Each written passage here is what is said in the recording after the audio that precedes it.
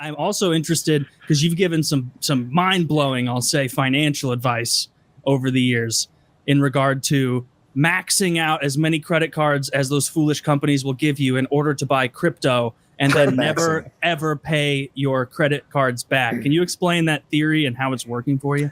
Well, it's working beautifully, and I'm continuing to Credmaxx right now. Listen, I would be You're Credmaxxing still? If I hadn't Credmaxxed back in the day and gotten my bag of magic coins, I would be dead right now because I would have killed myself. Okay? So Yeah. that's my financial my financial independence. The ticket to my financial independence was a magical little card that said Barclays on it, and another magical little card that said Capital One on it, and another magical little card that said MasterCard on it. Like that's how I fucking. But look, the if you know of an asset or a play or something that's going to go up in value mad, why not take out a bunch of credit card debt to finance it? That's only if you know of something that's going to go up that's going to beat, your 25% APR or whatever. So it's case specific. Oh, you're actually going to pay them back? Case specific. I have been because I want to buy a house, but there's really, if you're not going to buy a house, there's not really any reason to pay back debt. You can just. That was always the thing, because I was like, yeah, it makes sense that he Credmaxxed and bought a bunch of Bitcoin cheap. And then, but your advice was always like, and your credit score? Fuck your credit score. And I'm like, well, what if you ever want a home or anything like that? You'll be paying cash for the home. Unless you're making with 10 your grand a crypto day game. on fucking Cameo, you're not going to have the capital.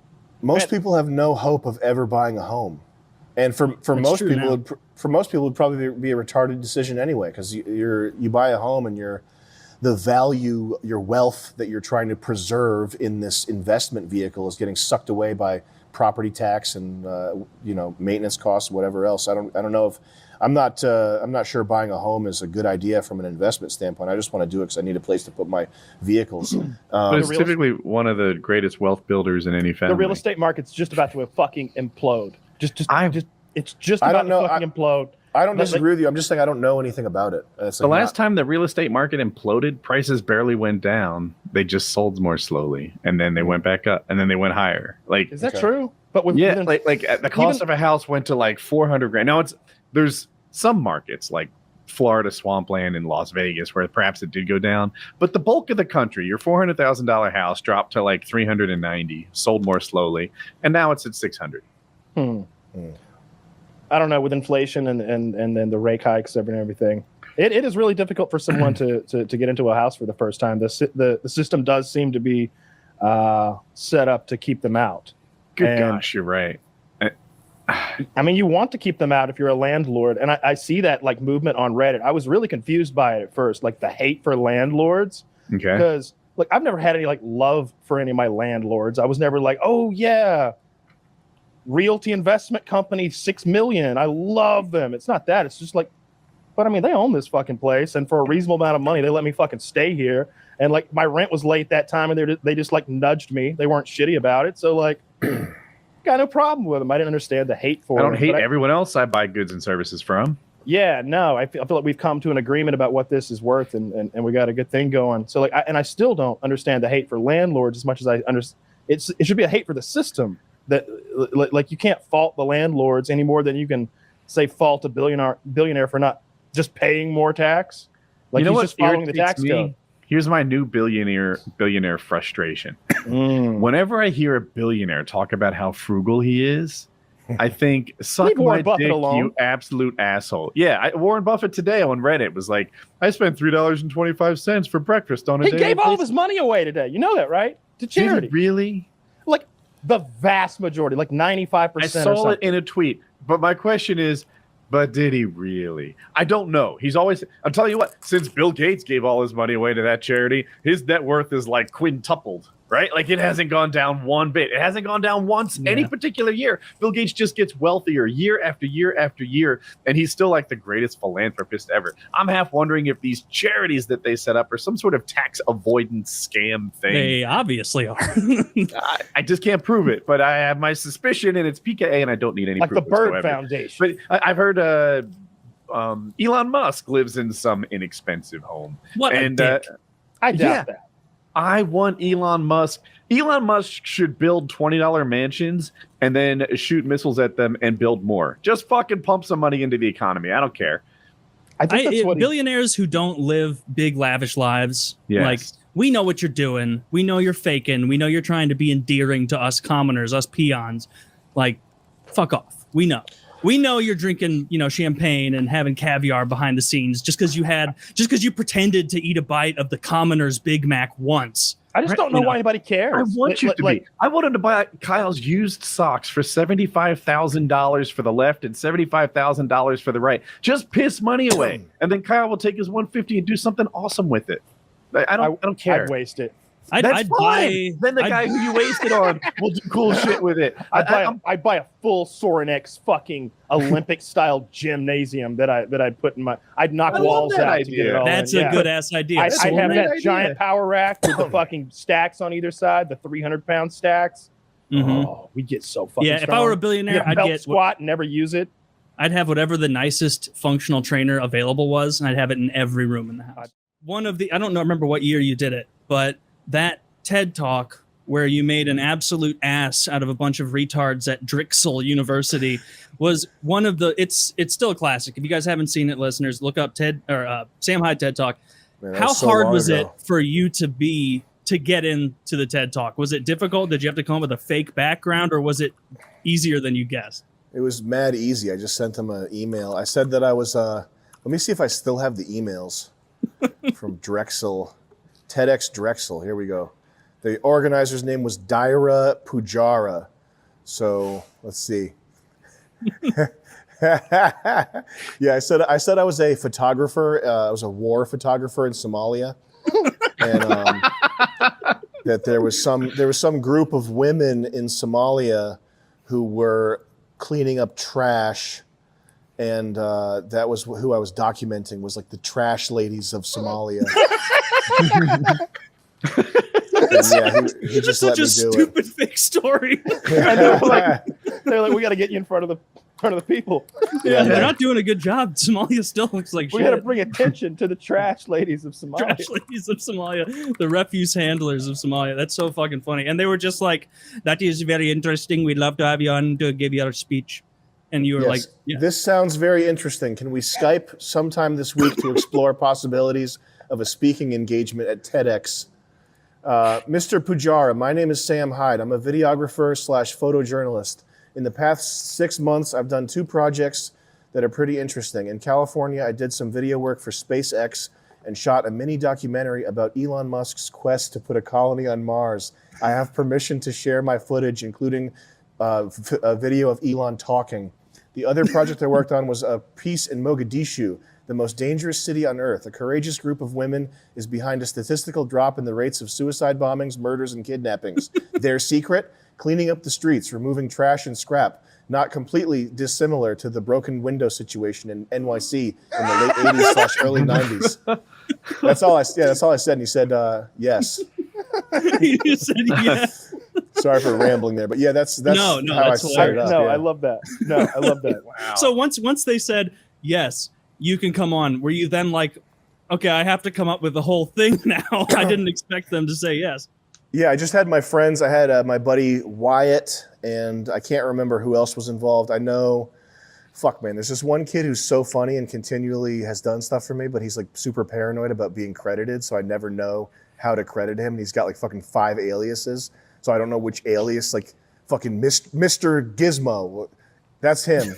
So I had Wyatt and Mr. Gizmo and myself. We all jumped into a Google Doc and just started writing the most schizophrenic shit possible about the future. And yeah, that's how it went.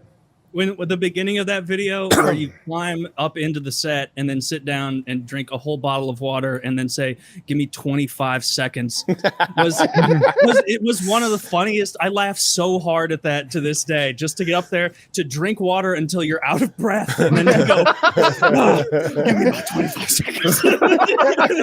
And then just eating. You're just eating the uncomfortable silence right in front of them. and saying, no, you can't have any. I want it all. And they're just like, we didn't want any. Why are you enjoying that so much? that was brutal. Everybody pat yourselves on the back. Yeah. And of course, you're dressed as a motherfucking like Roman soldier. A centurion. Yeah. A centurion. Well, that's one of the things that appeals to me most about comedy is just punishing the audience, because most and you can't really do it online, because when you're online, the people that are looking at your stuff are people who've sought you out. So it's like they're like-minded, they're with the program. So it's you can't really abuse them too much. But when you're out in the world with regular people who, you know, you say, if the people in that audience, I can imagine saying something that I feel deeply and like heartfelt and sincere, and being looked at like I'm a fucking like axe murderer or something. Yeah. So why not torture them with like silence and schizophrenia and all these other things? Do you not get uncomfortable at all? Like when you're up on, because I watched your stand up where you go in there. No. There was a whole stand-up where you were wearing like an Arab robe, and you're like, all right, guys, we're going to do a little different stand-up this time. I'm going to read crime stats. And that's all that you did. And like, you just ran the room. And like at home watching that a few years ago, I'm uncomfortable imagining myself having to deal with the hatred he's getting. The thought of it makes me so uncomfortable. I'm amazed. It doesn't bother you at all. You enjoy it. No, because I know when that's happening that it's successful, and that people who seek me out and are looking at it online are going to be happy. So that's how I know that it's going to be like an effective thing. Like I don't give a fuck about the people that came to watch it. Because the other thing is anybody who goes to open mic to do stand up and like try out stand up in a liberal city is just a scumbag. Like they're all like idiots, and their material is so bad. And their ideas about, like, these are other stand-ups, and they're not laughing at some shit that I know that I've said some shit that's super funny. I don't think I'm a great stand-up. I don't think that everything I do is like good, but I know that I've said things in front of audiences like that are super funny that people should laugh at, and these dumb motherfuckers are just sitting there like that, like waiting for me to get off the stage so they can do their like Louis C.K. ripoff bit that they practiced. So I forgot what your question was, but hey, in that Arab one, is that the one where I had the fake bomb at the end? Did you see that? Yeah, you had a fake bomb in a suitcase, and then the organizer removed you from the premises. Fuck, I love that so much. That's so good. My friend JD made that as a prop. He's like a prop maker. He makes crazy shit. And we made this fake bomb. Wait, that was the bomb that when you open it, like a foghorn goes off. Yeah. And a bunch of lights start flashing from the bomb. It was like a suitcase, and when you open the suitcase, there's a foghorn and a police light, and it's supposed to look like an explosive device. It did. It was funny. You did upset some of the people there. Are you not worried with something like that, though? Because people are so, for lack of a better word, trigger happy. Like if the cops ever show up, explain to them that it's a joke bomb might be awkward. Yeah, but probably. Joke bomb. No, I'd just be like, no, it's a fucking foghorn and a police light in a suitcase. What are you talking about? But you're in the robe, so all they hear is la la la la. That's all I had to wear. That's all I had to wear. My clothes. It's laundry day. Is it illegal? Is it illegal to wear a sheet, officer? It is illegal to wear a sheet and yell "Assalamu alaikum" at people who don't want you around them.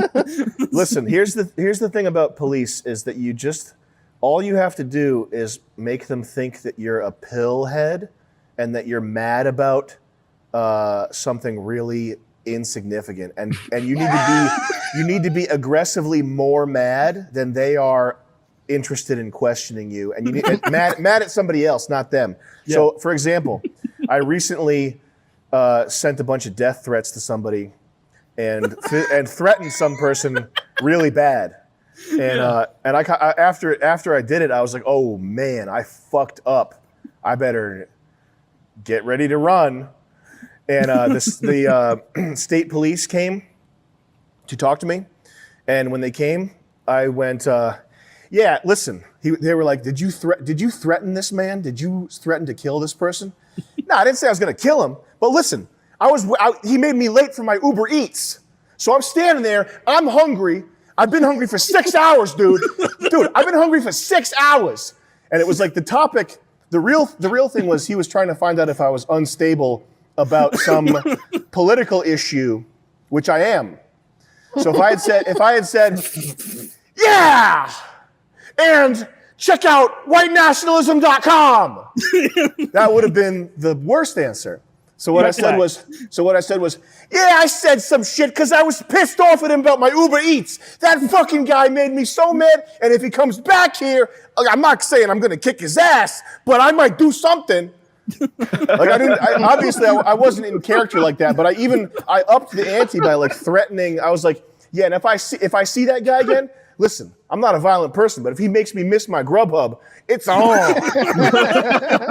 And this fucking state trooper was like, yeah, I get hungry like that too sometimes. Listen, don't contact him again. Don't contact me. Yeah. Just a big fat fucking pig. I get hungry too sometimes. Well, state trooper was a cool guy. He was handsome. He was a Chad. And he was like me. He had my body type. And I knew that he was going to get pissed off when he's hungry because I get pissed off when I'm hungry. So I knew that would be like the common bond with this state trooper that was jacked like me. All that iDubbbz footage, and as I watch it, I feel like I'm in the shoes of iDubbbz, and I would have fallen for every one of those pranks. I would have been your sucker, your bitch. I would have not fared well in iDubbbz situation. The reveal that wasn't your real girlfriend. Oh yeah, man. I don't know what. That was the best part. That was the funniest thing. That was the best part. Something about, I think there were like a handful of wasps dead on the table. Like something about that. Like even though I don't even think I saw them, just the idea that there were dead wasps about was really good. Was really good to me. I liked really how like retarded so much of the ideas were. Where it's like, how about this, Jack? Ball bearings everywhere. Like, that's perfect. It's like so fucking stupid. But like, yeah, I think you're right. Like, do you think that iDubbbz had to like change the direction of his documentary as it was going because he realized the kind of sandbag attempt wasn't going to work, or it wasn't going to show right? I think for him, he was. Look, this is not a nice thing to say about somebody, but I know what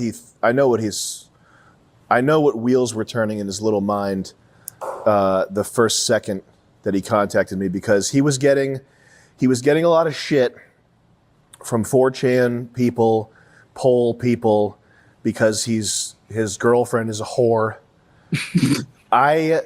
Look, whatever, okay? Sometimes you just have to get pussy. I don't know, whatever. Mm-hmm. All right? But he was getting a lot of shit.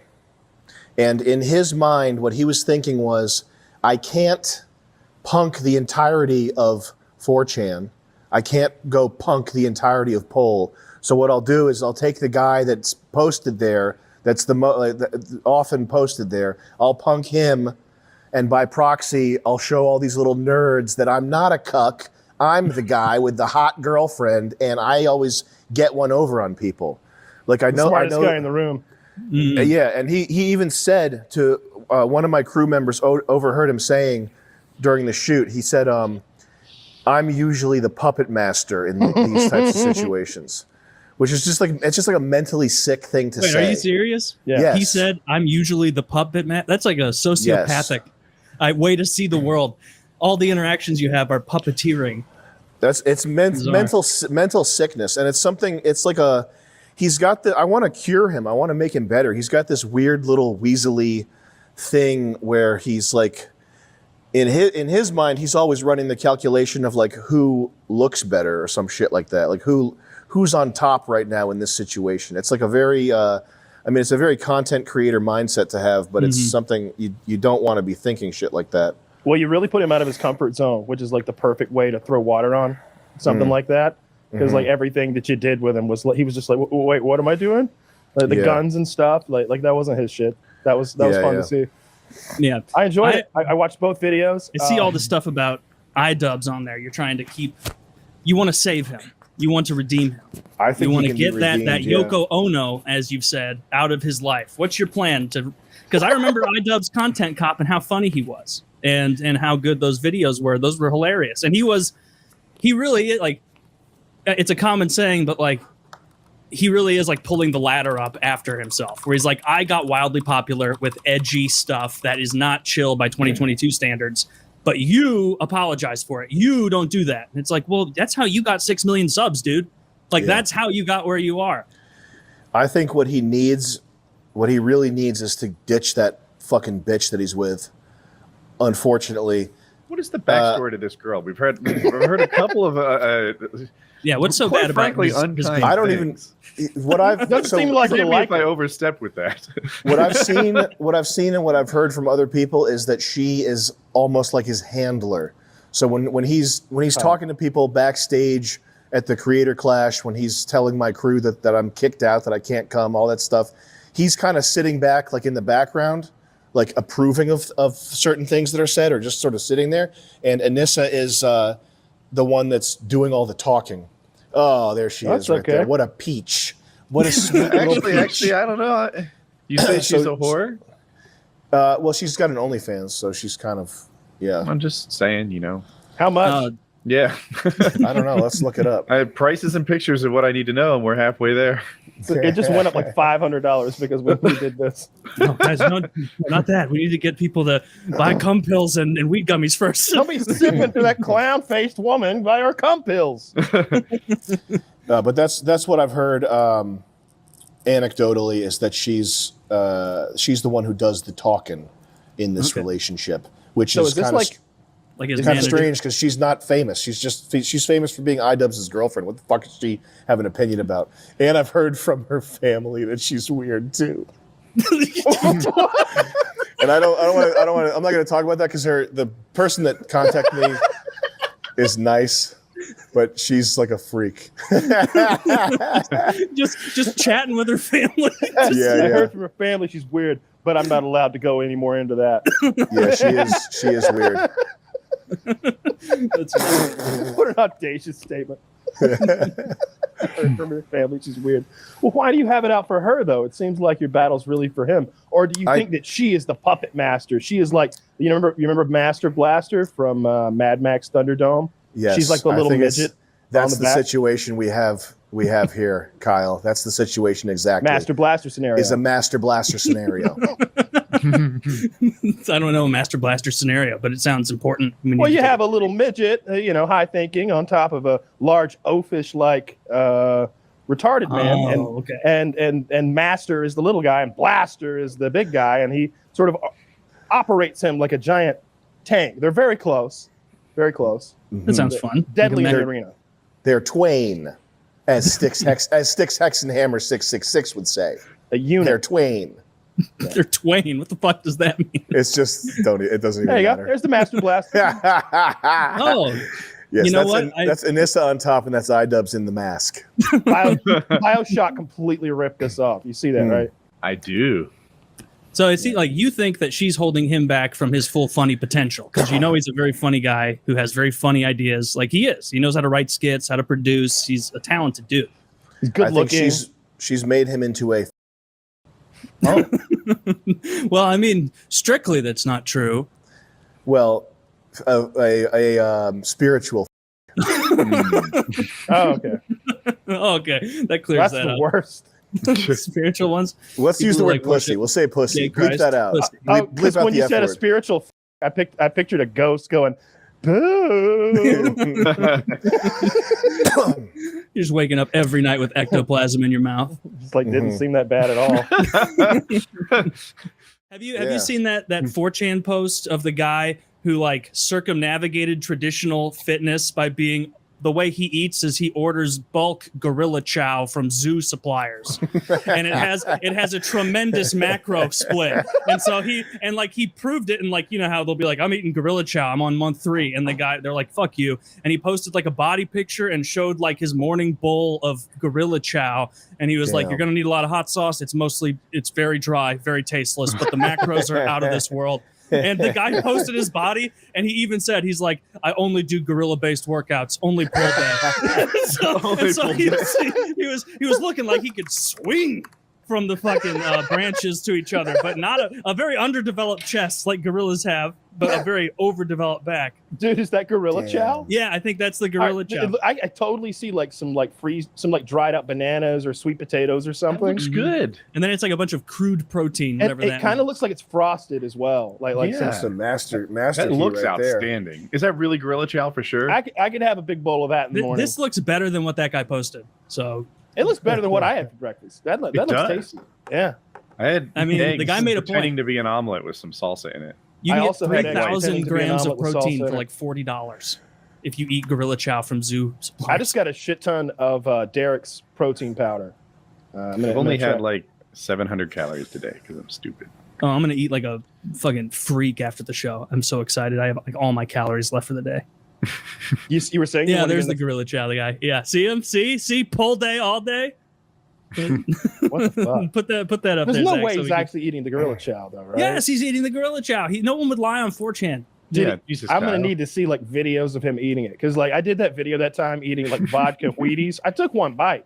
You don't think I finished the bowl? There's no way the man's eating fucking gorilla chow. You can't keep that. You can't keep that up. Nobody can. But what if you did though? Wow, you probably get very, very sick. Very simian.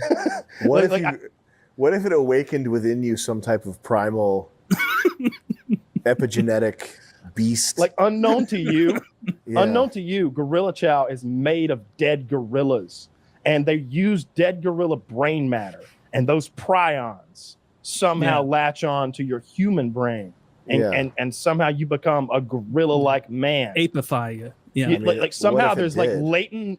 latent gorilla thought processes come in through the Yes. gorilla chow and plant them, and you start becoming more gorilla-like. The more you eat, the more your brain is slowly becoming that of a gorilla. Yeah, we could benefit from becoming more gorilla-esque. They have peaceful societies. They eat well. The leaf eating part isn't think something to aspire to. I think they have like the smallest penis to body size ratio of any primate. They do, yeah. But like So that's one we thing don't you have to wouldn't worry want. about that because we as humans we've got the biggest dicks We by can ratio, jelk. and so we're gonna steal all the good parts of being a gorilla, Okay. and then like we'll also keep the like gorillas can't drive. We still want to be able to drive. Like Do you stuff think like that's why they always talk about the other hominid species that were around that we like beat out? Like the Neanderthals are the most famous, but there was like 5 other ones. Like there were some little people in Indonesia. Do you think we won out because we had bigger dicks? I think we won out because they were like 2 feet tall and like they had no reach. Oh, I like Kyle's theory. All the lady monkeys chose us. I think that like all those hairy ass Neanderthal bitches were like, holy shit, those tall dudes over there without hairy backs are like hung as fuck. Like What like, if I my thought the husband is like a- Neanderthals were bigger than us in every way, and we only like won I'm just saying because we separate outnumbered. Meanwhile, I tricked them by shaving around it. It's really not that long. It's an illusion. They don't have that technology. Mm-mm. It's an You made absolute sure to illusion. keep your pubic fat down so that the fat pad was, made it Yes, you have to- elongated. You have to That's push a it big down. I think deal. that happens to guys. Is there like a pubic fat pad? Yeah. Oh, yeah. Oh, absolutely. Oh, yeah. Like, If like, you're a all big right, so fat- do this. So if you go in, if you like touch your dick root with your finger, and then like, everybody get your dick root real quick. Everybody all right? touch your penis. Go down with like one finger, top of your dick root, and then push it, and then that's not your dick root. That's something else. You went too far down. You're too low. And then you like hook, right? You feel that fat that you're able Hook to it. hook. Yeah. No, All right. that's my ass. You see, it's too low It's again. too far. Don't hook the Actually, hole. honest to goodness, it's muscle. If I flex You're my very hand. lean though. Woody. Pure muscle. You're very lean. You've got a 6-pack. Okay. Yeah. You're lean. So 'Cause at your first I dick was like, is he's on right. prime It's display. really squishy, and then I flex my abs, and I'm like, oh, actually, this is mostly. You can reach in there and you can grab a whole pocket of fat if you're a normal human being who's not ripped as fuck like Woody is. Yeah, just one pocket of fat like a normal human. What the fuck are you doing? Hanging out in my man cave. Don't you guys have man caves? Is that Yeah, your you- man cave? Yeah. Oh, I thought you were in an actual bathroom. That's terrible. No, this is my game room. This is my battle station. I basically have multiple trading stations set up where I do day trading, and I can basically run $10,000 profit per day out of my man cave here. Wow. Yeah. How do I get involved on the ground floor with something like that? Well, you have to take my course, but Oh, okay. Okay. How much is it? Is it it's cheaper than $10,000. Tate's? Oh, it's $10,000. Damn, I don't know. I think I know how this works now. No, it's different. It doesn't work the way you'd expect. It works. So you're in your day trading room, Yeah. in your gaming room. Oh, I wanted to ask, like your pipe dream big video game. Any more movement on that? Yeah, there's a kid who realistically sounds like you might want to help out with that, but I'm wary of talking about things before they materialize. So no, not really. Okay, fair enough. You're just too busy day trading. Day trading, doing drop shipping. I have a stock picking club that I'm at the helm of. Do you have any picks you can give us? Yeah, Uber. Pick Uber. I have no idea what I'm doing. I lost $35,000 on AME, whatever that stupid move. Did you really? Yeah, I did. So you bought in when that shit was big, and you ended up taking a bath for 35. That sucks. But I mean, you learned your lesson, and now with that history, you're equipped. I have many more lessons to learn. I got an idea. See? I got an idea. And it's to lose all my money. So then I can't. He just needs 3.5 new customers. He's right back in the game. That's right. You know what? I think you were into AMC too early. I think you need to dive back. We've been kicking around that idea, revisiting the AMC play. Could go that way. Okay. Wow. AMC's had a rough go of it, haven't they? Well, yeah, ever since that meme shit 2 years ago. Because like no one was going, it was just made up. It went from 60 to 5. Was that the one where like the FCC or whatever came out like right away afterward and was like normal people can't trade anymore, it's shut down? I feel like that was GameStop. GameStop, and it was I think Robinhood shut it down first, shut down trading on their platform. But I think shortly after that, there was a general SEC like forbidding people to go in and out of GameStop. Oh, Did you get in early on the Donald Trump NFTs? We didn't. I didn't manage to pick up any of the. I got you. I got you. Don't worry. Which is one of my prized possessions. Wait, you went out there for a sec. What do you have that's a prized possession? A Melania NFT. You have a Melania NFT? I have a feeling I know what it looks like. Is it the one where her tits are out?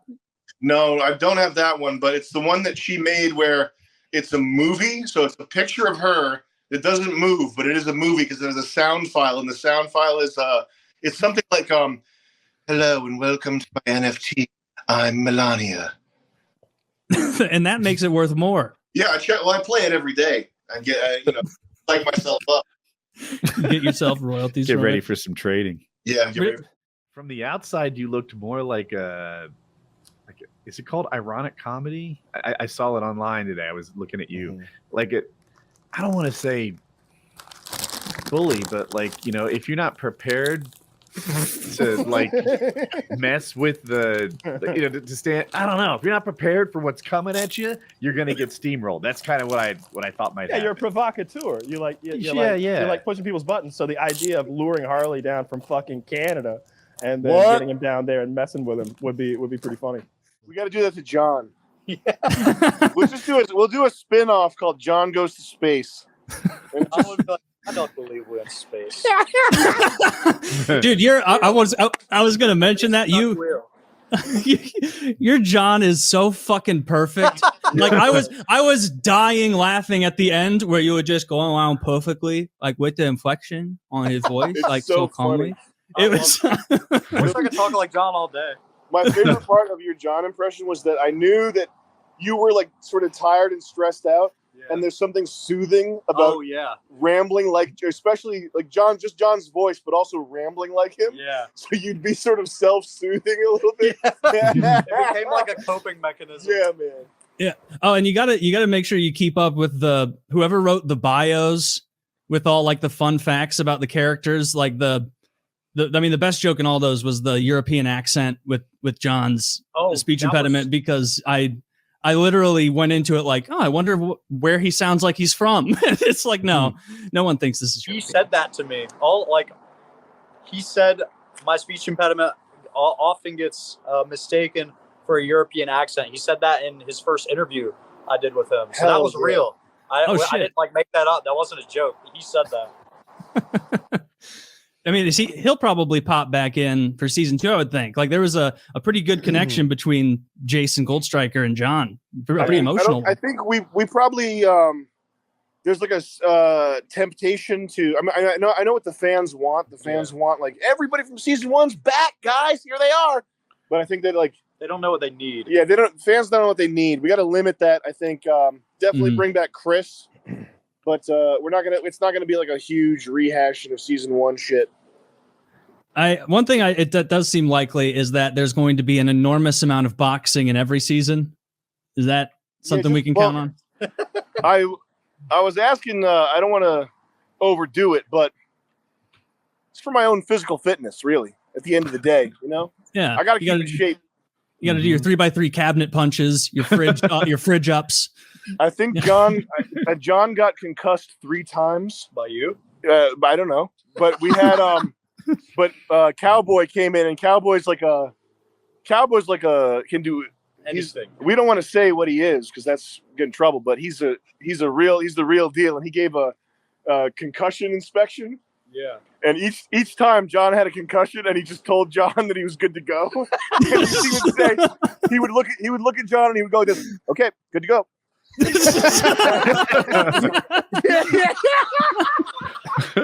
Yeah. Like an NFL doctor, yeah. Right. Yeah, goddamn. He's like a bad veterinarian. That's so funny. And John, you could tell, was really getting into the boxing. He saw you as a true guru, like a master that was teaching him he really saw you as Andrew Tate adjacent. Well, I know he's got an affinity for the top G. Yeah. But now maybe he's got an affinity for the tippy top G.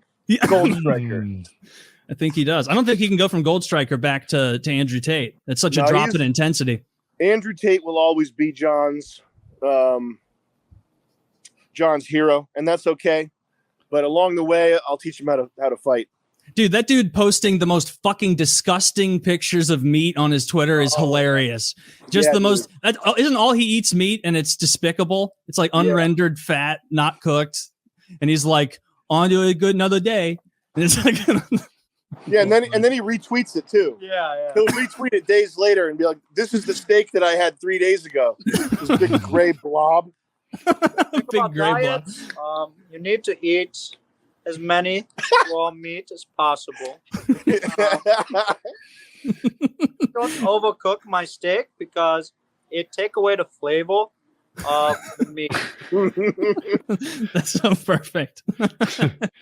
Like Dr. Evil almost. John's like Dr. Evil. So this is the type of thing. This right here, that link right there, I'm oddly happier looking back at certain things like that. Can you pull that up? Yeah, we could watch this. Sam's not going to strike us. It's short. No. It'll take a second for Zach to get it up. Oh my god. I remember this. Can we get audio though? Yeah, we need audio.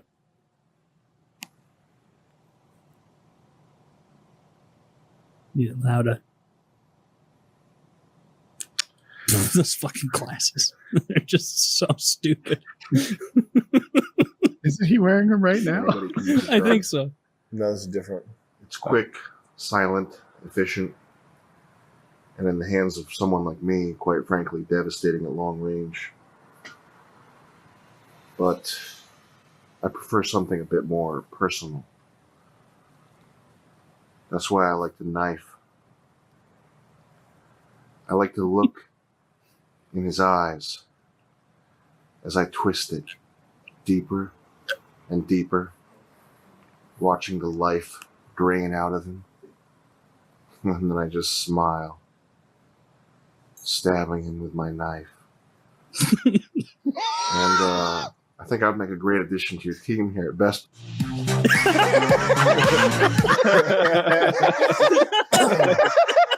That was the best spy interview. They're gonna make a great addition to the team. That's so fucking funny. I can't believe I haven't seen that one. There's a million videos like that.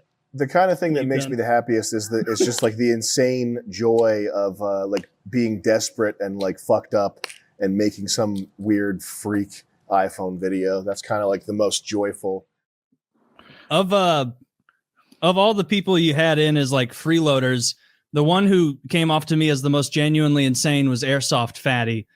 Is any bit of him at all an act? He was leaning into it.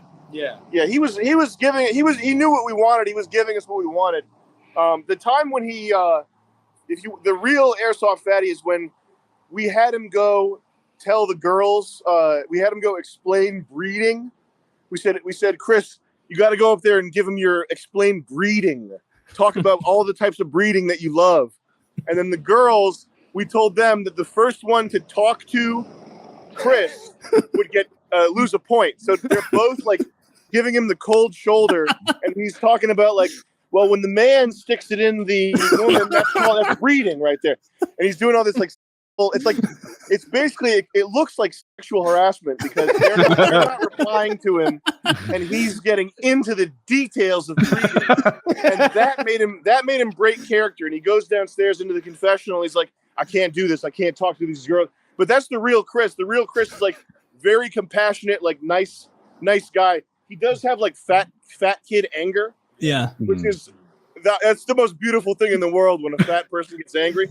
But he's a really good guy, and he's also like he's funny. Like he knows he's not fully the way you think he'd be. He's kind of funny, you know. He's good. He's a good character, and we got to bring him back too. I didn't know you had him explain the breeding thing because I did a separate challenge the next day. That was, yeah, explain your top 5 porn. Yeah. And then they had to remember all of it, and then we quizzed them on it.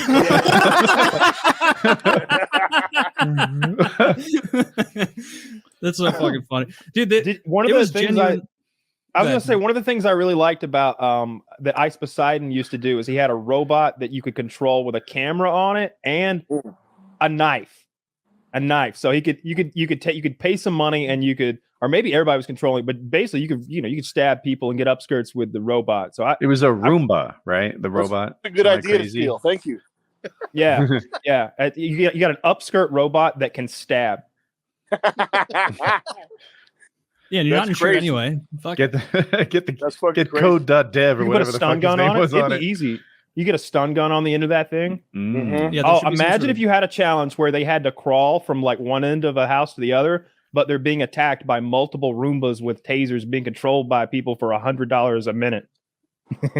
Can you control a Roomba? We can rig it up if we're making $10,000. I thought the whole point was that you just turned it on. Well, yeah, a Roomba's got like it like maps a room. We just want a robot that we can drive. It could be a race car. That you guys should bring in a. You guys should. I think I saw someone suggest like have a psychologist or like an occupational psychologist come in.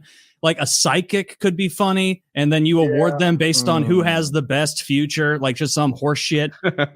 It was like the amount of spitting was shocking.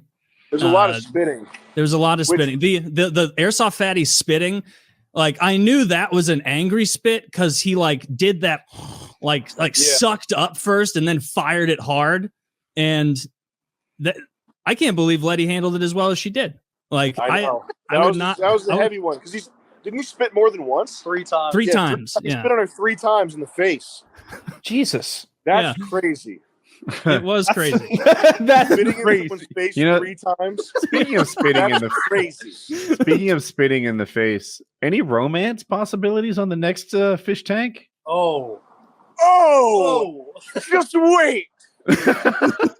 For season 2, we're not letting anyone on that has a significant other. It's gonna be called Fuck House. Welcome to Fuck House. You have to be a horny pervert to get on. No, that's Airsoftfatty's going to be a natural again. We were trying to get Chris laid, for weeks. Yeah, get him laid this time because when that prostitute said that he smelled too much like shit to fuck him, that made me sad. Oh, but she did it in a nice way. She said like she alluded almost that there was an ether about the air that smelled like shit, like not the shit covered gentleman. You need to find a prostitute with lower standards. Jesus. Was the end with the Willy Wonka shit, the fake out? Was that something you guys had planned the whole time? That was all Sam.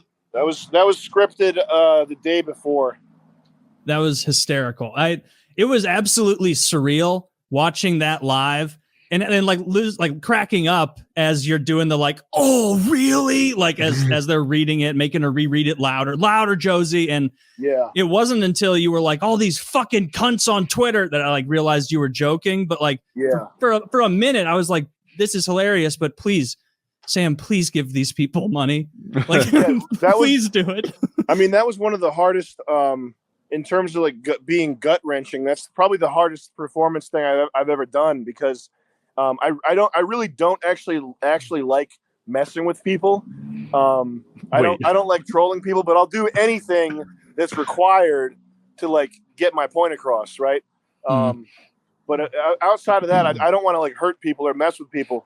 But going in there and then trashing the fan base in like a realistic way. So what I said was that this fish tank stuff is all shit. What I'm filming right now, World Peace 2, I'm making history. Like laying into like egotistical. Like if my ego went totally off the rails, and that's a very hard thing to do too, because obviously some people are going to see that and read into that and think that that's who I really am. So I'm like really playing with fire in terms of my public perception. That's how I felt. Like that's why I felt it was very high risk. And then like being so mean to these two girls, basically stealing from them, scamming the audience. That was very just gut wrenching to do all that. But I'm glad it worked out though. Yeah, that's a big risk. Well. That's scary. And I didn't know that like Airsoftfatty, he did a good job with his little bit part at the end with the you could tell he was a part of it. Very funny. He wasn't in on it. No, man. Wait, he didn't know? No, he didn't know. And he was like that was almost the riskiest part, because I know that if you fuck with Chris's money, he'll stop being afraid of you. He'll stop worrying about whatever the norms are, and he'll start spitting. It's real tantrum, spitting, whatever the worst thing that Chris can do is what he'll do if you mess with his money. And he also so Jet came up and prompted him and said, Chris, you got to go in there and help Josie get her money. And when Chris went in the room, I heard him say, it's okay, Josie, just stick with me, which told me that Chris thought that he was like in on something, but didn't know quite what it was. Yeah. And I knew that like Chris improvising what he thought would be funny over what my shit was going to be, I knew that could be like ruinous. So that was risky too. Yeah. And that would have like ruined the whole finale. Yeah, and Chris also like he stood up to me too. Like he was like I was screaming in his face, and he was like, "So really, we got to be childish about this?" Like he was standing up to me, which also could have turned south too. Like he's got balls. He's a good man. But we just powered through it. Got it done. Yeah, at the end, you should just give him a bill for the rent. I mean, charge them. Charge them for damages. You're like, yeah, you want all this, but after the rent, you actually owe me. You won the 30,000, but damn, every night here was $2,000. I'm not courageous enough to do that to Chris, because his flip out would be something that we wouldn't really be able to handle. I don't think. Yeah, and we would deserve he is. it. He's got a baffling amount of energy for someone his size. Yeah. He really doesn't sleep that much. He's not that lethargic for a big guy. Yeah, he's always moving around. He's always. Oh yeah. Except for when he's on the couch sleeping. Oh, it was. There were some times that like I would pop in the morning to see what was going on, and it'd be like, all right, fucking 7 hours ago, Fatty was like yelling. There's no way he's awake, and then it'd be him like singing like booming loud at 7 a.m. and you can like go to all the other cameras and hear it resonating through the whole house. That was so funny. Yeah, we got him. We were like, "Hey, Chris, that song's copyrighted, man. It's a TV show. Can you change it up a bit?" Then he was like, to be a typical kind of guy. Yeah. Yeah. He was singing a simple kind of guy, a simple kind of dude, because he told him kind of dude. Yeah, it was so accurate that you were going to get in trouble because you're totally on YouTube, right? Yeah. Yeah. Well, I'm looking forward to season 2. That's going to be super good and funny. Taylor turned me on to you maybe 3-4 years ago with the first thing I saw Moms. Moms is always how I introduce people to Sam. I've shown Moms to my mom. I've shown Moms to everybody I fucking know. And Officer Maggot, I have a soft spot for Officer Maggot.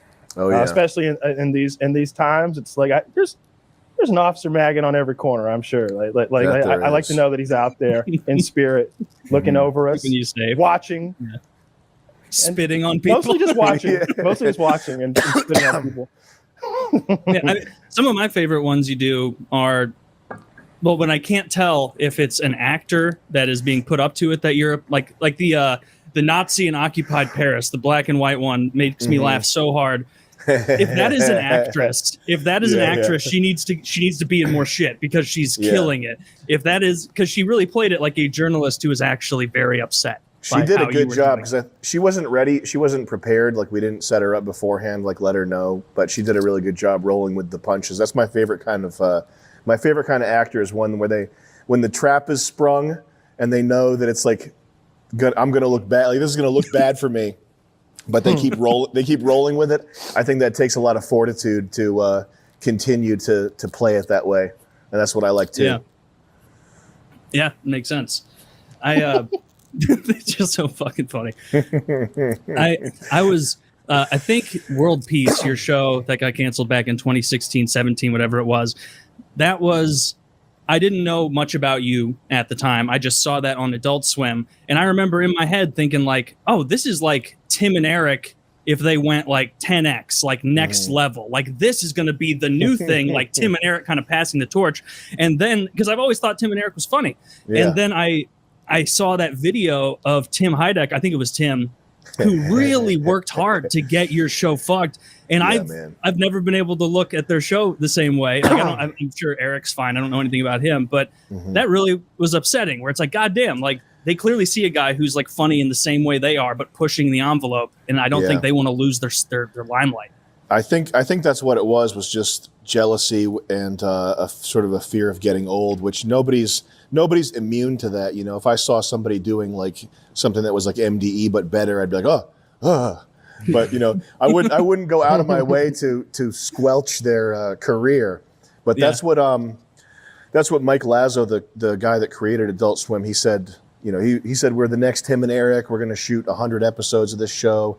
He loved it. He was so pissed off when they canceled it that he took a 2-month sabbatical. He stopped working for 2 months after our shit got taken down. Yeah, but Tim just very strangely went extra out of his way to make sure that a comedian was not making money, which is kind of crazy because comedy, like, you kind of rely on freedom of speech and just like a licentious, is that the right word, attitude of the public towards content. Like, even if someone's making something that you don't like, it doesn't really serve your interests to be like, oh, this shouldn't exist, you know. And that's why, like, Dave Chappelle, Joe Rogan, these guys are all pro free speech, is because they know that their bread is buttered with the ability to go up in front of a crowd and say anything.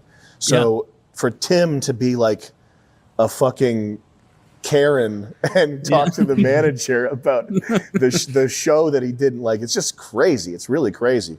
And I imagine he was like, who's bigger in the past 20 years at Adult Swim than Tim and Eric? Like, they have to be the main, like, their word is law, right? Like, they can, you know, kingmakers, I would imagine. Well, ultimately the decision, so Adult Swim's owned by Turner, and the two guys that are at the top of Adult Swim, Keith Crawford and Mike Lazo, they both loved our show. But above them is Jeff Zucker. Jeff Zucker is the guy who runs Turner. And ultimately what happened to get our show taken down was Bernstein directly emailing Jeff Zucker with the article. The article had no engagement. It had fucking like 60 fire icons or whatever BuzzFeed does for a like. Like nobody was reading this thing. It was it was nothing. Nobody's paying attention to this. The tweet that he put out had like 12 retweets. He emails Jeff Zucker with this thing, and it gets pulled like that. That's actually no bullshit. Swear on my life, that's what happened to get the show taken down.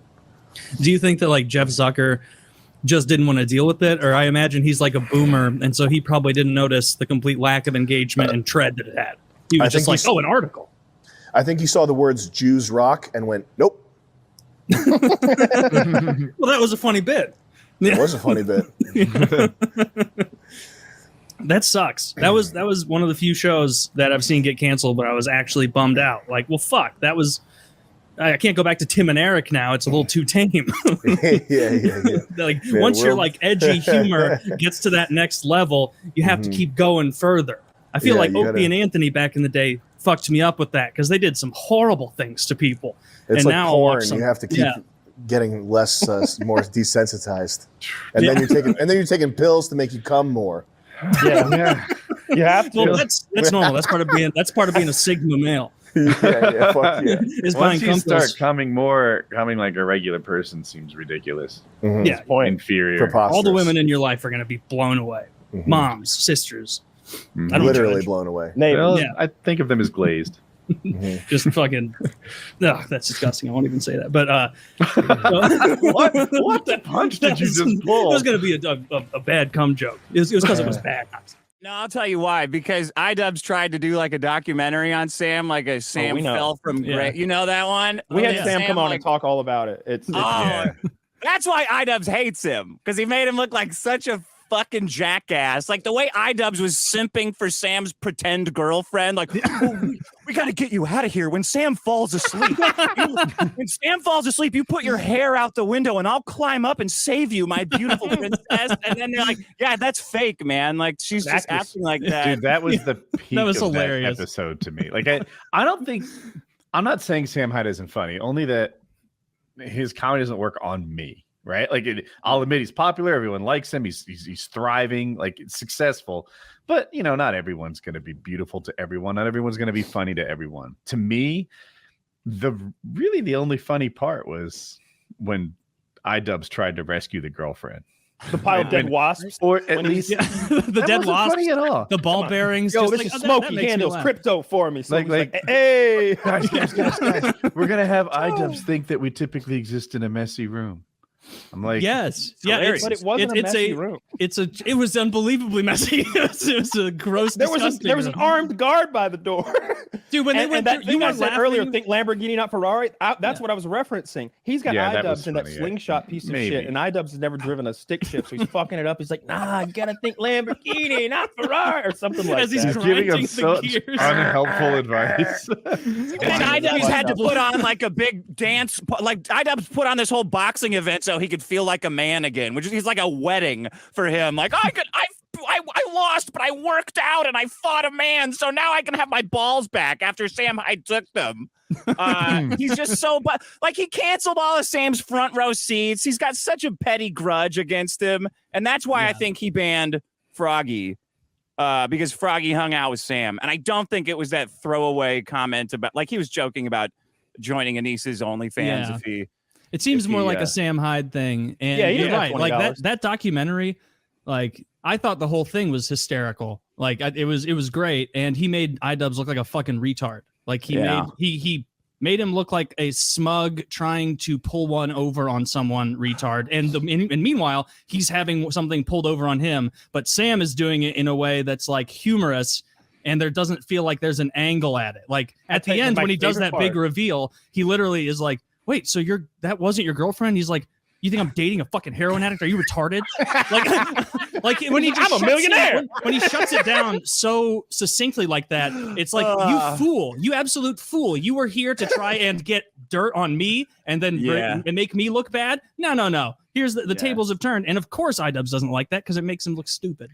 And so I guarantee he doesn't want to be, doesn't want to have Sam Hyde around. Look stupid to you? Oh yeah. And everyone who saw that agreed he looked stupid. Let me say my piece though. Like I thought he looked stupid at the girlfriend part. We're in total lockstep. Like I get it.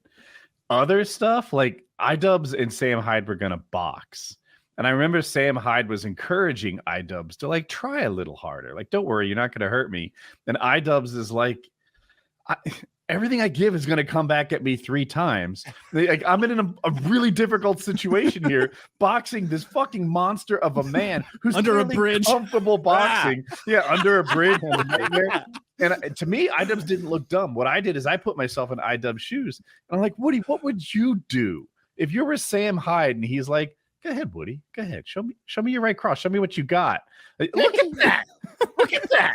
What is he supposed to fucking do? What is it looks like? Say, this isn't real, is it? This is obviously a joke, right? We're not boxing under a fucking bridge.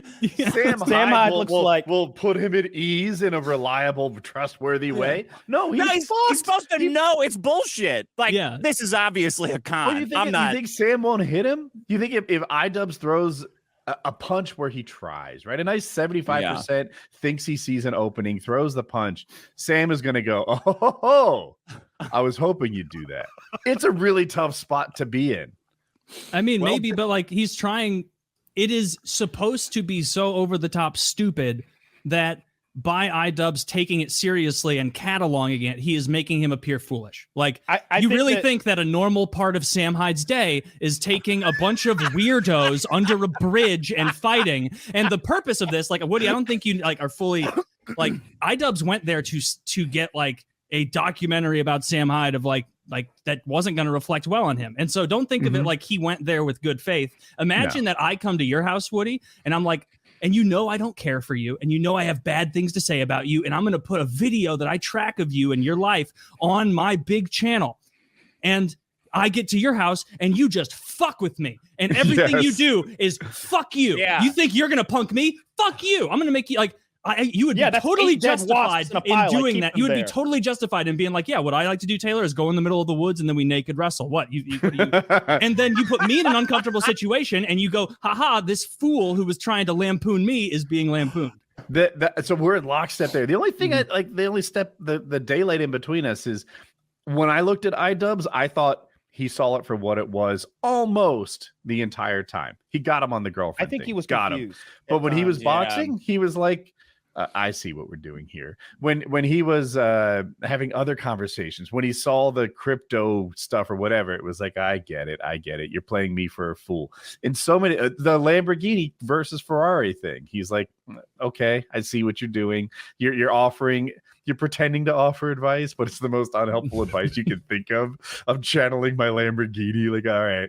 So like iDubbbz wasn't a fool. I feel like he saw through almost all of it, not the girlfriend thing, but he lost. He lost. It just, and he banned him. Like, why would he ban Sam all this stuff from his events if he didn't feel humiliated? You know what? Some of these people don't know how to lose. Like, if he just tipped the hat and be like, you know what? I went out there to get a documentary on him, and he got a documentary on me, and it was like, people are loving it. You know what? It's an L. Congratulations, Sam. You got me. Your iDubbbz, you get there. What do you do if you're iDubbbz and you get there thinking you're gonna get that hit piece, and then he starts using the fucking, I don't know, dimensional jujitsu on you, where he's from another realm.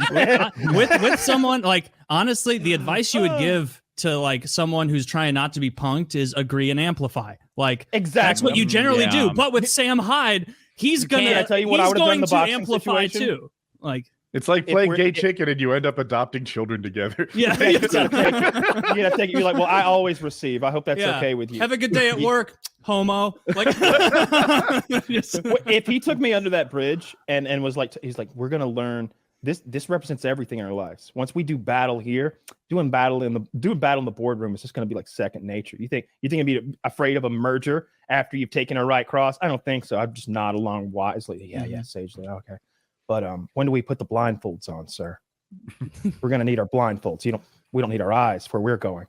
And he'd have to agree with that. If you tell him we don't need eyes to see where we're going, he'd be like, you know what, you're right. And we would be under there blindfolded boxing now, and then it would be funny. You've got to take his power away, and you take his silly power away. You think he hasn't trained in the dark? You fool. True. He was born to it. Yeah, that's right. I think That's why his eyes look like that. That is why it's hard for someone like iDubbbz to get out of that situation, though, because with someone with Sam Hyde's profile, like, and his reputation, it's like you're not going to agree and amplify and laugh your way out of it. He will find a new anchor point of discomfort and then work from there, like that.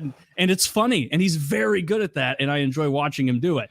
And so, like, that whole, and I hadn't even thought about iDubbbz in many, many years since he was doing all the slur stuff, which I thought back in the day was funny. But, yeah, because that fat OnlyFans model stole his balls. That's why he can't do any of this one-upping. Now stuff. he can't do his old video styles anymore. What does he do now other than box? Does he You're still gonna make videos? me look at her nudes again? Is she fat? Don't look. I looked at her nudes once on accident, and my dick never got hard again. Oh Well, my god! For we got a free? sponsor That's for that. stealing. Yeah, I should sue for But that. we No, don't she have puts them them on this Twitter. week. Well, we'll tell you about it next week then. There's a fight that's going to be, damn, it's going to be crazy. It's the KSI undercard in London, so it's Okay. going to be seen by like fucking millions of people. Damn. And I'm going to do my Candyman character, and I'm having the suit. So the person designing my costume for the Candyman character, her main job that she does is making vests for service dogs that say things that have like embroidery on them Do in not big yellow. pet. Yeah. Yeah, exactly. So it's the type of signage that looks like very specific and crazy. Like when you see these signs, you know, okay, I'm dealing with some like retarded person. So she's gonna make an entire suit covered in like threatening Hasan, threatening Hasan Piker, and like all these different things. Let me look up. I actually have a Google document with the copy for that. So let me bear with me. So Yeah. And Hasan, who's a very popular political streamer for people who don't know. Yeah. Hasan, I'm trying to goad him into fighting me, and I'm gonna when I beat this guy, I'm gonna call him out, call out Hasan in front of fucking 10 million people. So on my Candyman suit in the service dog embroidery, it's going to say, ignore limits, disregard safety, annihilate expectations. Follow me for access to extreme illegal bestiality pornography. Take a stand. What is your religion? Who do you believe? Who did you vote for? Hasan Piker, I'm gay and I'm in love with you. Parentheses, obsession. UK British stink tooth. Please stand back 300 feet. More honky, less tonk. Designed in Apple by California. Please let me kill you. I've soiled me britches. The malted menace crushes balls. Sticky bomb. Abuse. Violate. If you see me without my handler, please take me to the potty. An officially licensed Marvel product. Punch a hot girl in the forehead. I love to threaten and humiliate you. I punch women in the back. Suicidally sweet. All caps. Hasan Piker is my gay crush. Good thing I'm obsessed with him and want to live inside him. See you soon. I'll shave my head first and bring a hammer and Vaseline. Some ting wong. Bada boom, bada bing. It's a Candyman thing. Dominate the weak and oppressed with your sweet style. Horny and frustrated. Don't know who to trust or how to bust. Muscle Museum. It goes on. I'll leave you guys alone with that. But there's pages of this stuff. She has to put all of that into the suit. Yeah. That is so fucking funny. NASCAR style. NASCAR style. Punch hot women in the forehead. In the back. No, he punches women in the back. Punch hot women. The instructive one was punch hot women in the forehead. My mistake. Which is an All right. embarrassing place to punch someone. So That's who are great. you I'm rooting fighting? for you. Yeah, who are you fighting? Like coming up though, you want to call Hasan out, obviously. Like Clearly you want to fight Hasan. I'm fighting this guy who has 10 million TikTok followers that I don't think any real human has ever heard of, called Thompson. And I just linked his Instagram there if you want to check it out. His shtick is he plays the violin in front of twerking thoughts. It's the most retarded thing. No, I'm looking at it right now. His whole thing. Yeah, I'm looking at it right now. He's literally playing the violin in front of like really big ass whores. Oh, he does one. Okay, the elephant picture I do like. I mean, it's a fucking elephant, and he's like scared because what the elephant's gonna break. It's because of the elephant that I like it, not him. But like, yeah, is this guy big enough to be a challenge to you? This guy must be. Wait a minute, Taylor. 6'5", You'd like right? the elephant one? You didn't even notice that he's literally doing a duet with a chimpanzee just to the right there. I loved that one. It's great. I love I like a monkey with pants on. I like a big This ass. guy is fit. I haven't seen him shirtless yet. Look at your screen. Oh, maybe I have to show more posts. Oh, I'm looking at the PKA screen. The audience is wondering why you don't see it.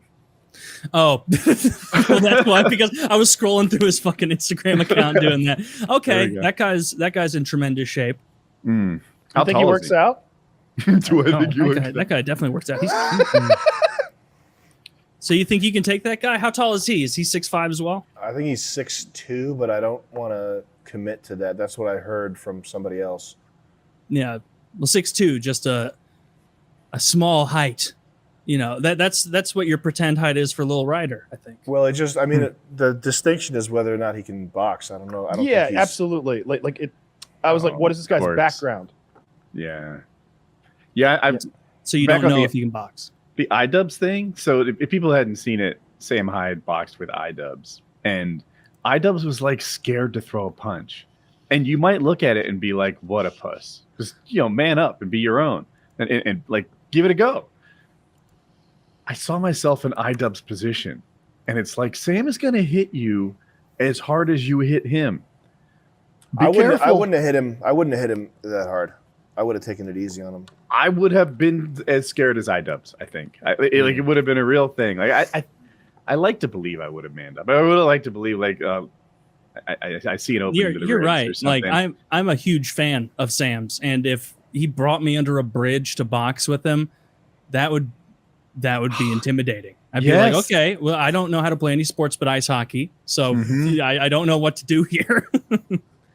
I hope he doesn't punch me when I'm not looking. Like that would be my fear. I would assume like someone who knew how to box could just be like, like just so quick, just pop me right in the forehead like a hot girl. Yes. yes. That needs to be your new thing. Like the hot ones guys make you eat hot wings. You just interview celebrities, box them under a dilapidated bridge in Rhode Island. No, I would like it to be only fought women. Well, Andy Kaufman style. Risky business there, Kyle. Could get you in some hot water. I mean, they would like sign a waiver. I'm not suggesting you attack women. I think it would still make me unpopular. It would make you undefeated. It would make me undefeated. Hey, now I'm sold. You pull a whole Andy Kaufman where you're like I'm 150-0 and like then go out and beat up a woman real quick. Be like 151-0. That's good shtick. I like that. I like the woman, the like unapologetic like woman beater. Yeah, like let's call yourself that. Like the woman beater. That works. I don't think you'd beat the shit out of that dude in the boxing ring last time you were on. Had you yet? I don't think so. That was a good fight. Any plans to get back in the ring? No, never. They would. I'm not worth it to them, and it's not worth it to me. I would do it for, literally millions of $1 million after taxes. I would do it, but no one's going to pay me that. Or I would do it if I could fight Hasan, but that's about it. That's the limit to what I'm willing to take on to a head damage, as I call it. To do head damage. So millions of dollars or Hasan. Yeah. The Twitch streamer. Yeah. Okay. Well, fair enough. I don't think he's going to take you up on that offer. It's been out there in the ether for a while now, and I don't think he even likes addressing it. He's such a pussy, man. I would understand if I went out there and like shredded that guy immediately, but I'm not that good. Like, what is it? Like, literally, Hasan should just train for 1.5 years and get decent. He's already got the physique for it. How is he such a pussy that he's unwilling to take that? I mean, Zach, can you pull up a picture of Hasan? I don't know this person. Yeah, and he's fit and he's tall, right? I don't know if he's as tall as you. Already jacked. He's almost my height. His head is smaller, which means there's less of a target. That's true. Yeah, and it does when I hit him and his head bobbles around like this, it'll do less head damage as I call it. Head damage is the category. I All top enjoyed, boxers are known for their tiny skulls.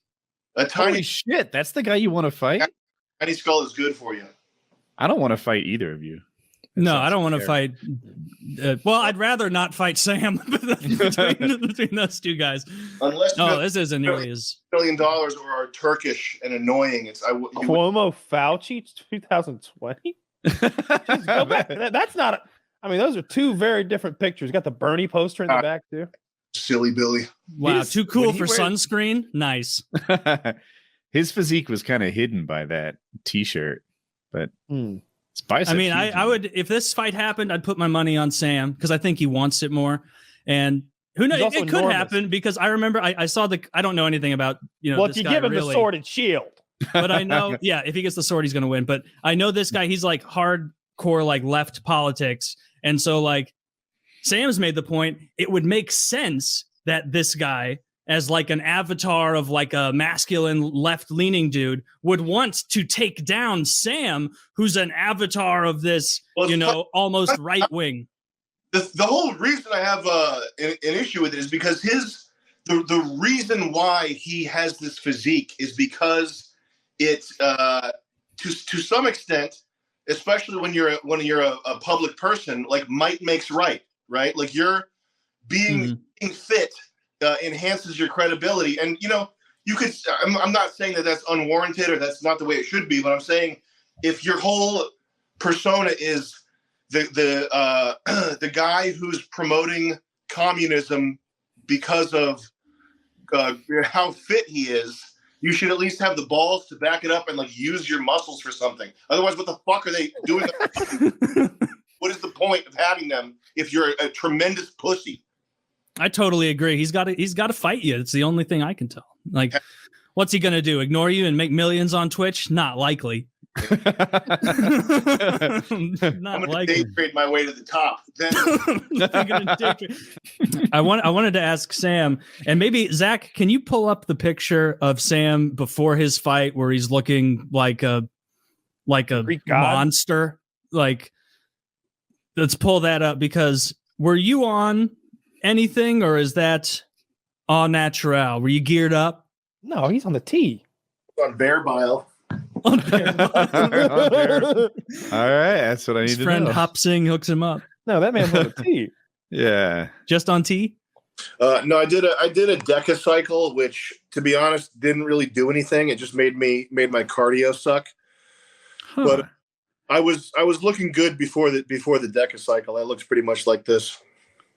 Well, you look monstrous. You look very powerful there. The guy behind looks befuddled, like, and then just befuddled by you. Yeah, that's Wade. Wade, whatever his name is, the announcer guy.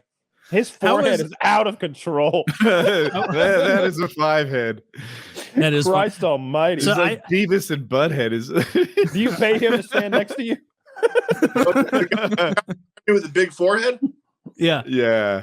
I think it's the promoter. That's like cokehead German guy that. I'm glad he's not a friend. I guess it's okay to talk shit then. So I watched your whole fight with that very, respect to the guy you fought, brave man getting in there. Were you like confident the entire way through, or were there thoughts in your head like, I cannot get fucking knocked out? I cannot. No, I was more nervous than I've ever. I mean, I was so on edge. I've never been that nervous. There were 20,000 people, and I knew that if I got knocked out, there would be memes of it for 100 years as people. Yeah. People will be replying to your knockout gif forever. Yeah. So no, I was extremely nervous, and when I got out there, I felt like I had done a full fucking like 45-minute compound movement, full body workout. By the time the first bell rang, I just had such, and I'm susceptible to that. I have not so much for stand-up performances because I've been doing stand-up so much, but naturally I'm a very nervous person. I've done a few jiu-jitsu competitions, and it's the same exact same exact scenario where I just get a full like maximum adrenaline dump 30 minutes before it happens, and then by the time it actually happens, I'm like wiped out. Oh wow! So you were tired by the time it started. Yeah, man. I think if I ever do it again, I gotta take some benzos like the North. I was gonna say sports psychologist. That is like the worst idea. Are those muscle relaxers? You know the North Hollywood shootout where the guys were armored and they had AK-47s. They took I think they took benzos or something, barbiturates or something before and painkillers. Yeah, they took some shit before they went and had their shootout. So I got to take a note out of their playbook. I just got here. I'm in Cigarette Hooker Hotel. Sam told me to book this hotel. It's terrifying. But if I was, literally the second I'm done here, I have a mysterious address that on Google Maps looks like a parking lot, and I'm going to meet him there. And I'm like, it'll be about midnight. He's like, that's okay, and I'm like, great. I'm like that too. So I'm like, okay. So I gave the keys of my life to maybe one of the only guys on the internet that makes me feel nervous. That guy. I gave him the keys to my life. It was very difficult saying to my boxing coach, a pro boxing coach, I'm like, oh, I'm leaving to do a fight camp. He's like, oh, with who? And I'm like, oh, the ghost of Kiev.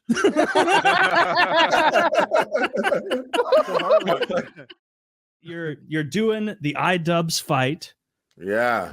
And you've conscripted Sam Hyde to get you in punching form. So what is your full plan leading up to it? I'll give you guys like the whole thing, how it even got here to begin with. Definitely. iDubbbz, I don't have like a savage killer instinct in me. I'm not Kyle, you know what I mean? I don't have that. So when iDubbbz like, oh, do you want to who wants to box? I was like, me. And he was like, oh, great. But I didn't think he would ever find someone to box me. Because I'm 6'5", like 290. And I always watch these YouTube boxing events. Did you guys watch these ever? You ever watch them? I've seen some of the highlights of them. Especially the main event, that Logan Paul and Jake Paul. Oh, yeah. Yeah, I watched all these things. It's like a guilty pleasure of mine watching them. But I also, like, if you came to my house and saw my YouTube recommended, you'd be like, this is terrible. It's just like, it's like a 2-hour video about a YouTuber that I hate, narrated by a YouTuber I hate even more. Don't ask me why I sit down and watch this shit, but it's a guilty pleasure and I do it. Yeah. And the boxing events, my buddies always like, why don't you do that? Why don't you do that? And I'd be like, yeah, right. You know, you'd have to pay me so much to do it. Yeah, well, it turns out you don't have to pay me anything. That's just where my career is at now. I have to box and I have to punch another YouTuber. But the thing is, I was like, yeah, let's do it. And when he hit me back, and I'm going to give you guys all the inside shit right now. Yes. When he hit me back, I was supposed to box a guy named Anomaly, who I don't know if you know. I'm not familiar. He's a YouTuber. I'm familiar with him because he did a video called Autistic Mealtime, Part 1 and 2. Oh, okay. And he's like he's like my height, 6'5". He's 300 pounds. We're both like, gamers. We both, have penises that probably look really small compared to our huge bodies. And I was excited to box him, and he always wears like a ski mask. Wait, you wanted to fight someone your own size? That sounds horrible. Yeah, I did, but he's like me. He's like a gamer. And I used to call him up, and I'd be like, just so you know, like I'm not like a guy that's like savage killer instinct, like I'm gonna go gloves up and fuck you up or anything. We're gonna be two huge dudes in there. It'll be a show no matter what happens. We'll have big gloves on. It's gonna be fine. And he was pretty down for it, but with his training, something happened. He wasn't comfortable moving ahead. And then I was gonna box this guy named Chills, who I wasn't familiar with, but he's Canadian, I think, and he's like, 6'3", and he does these narrating videos. And then he apparently had a history of playing hockey. So that didn't work out because he had some previous injuries. Okay. And then I was going to box this guy S-Fan.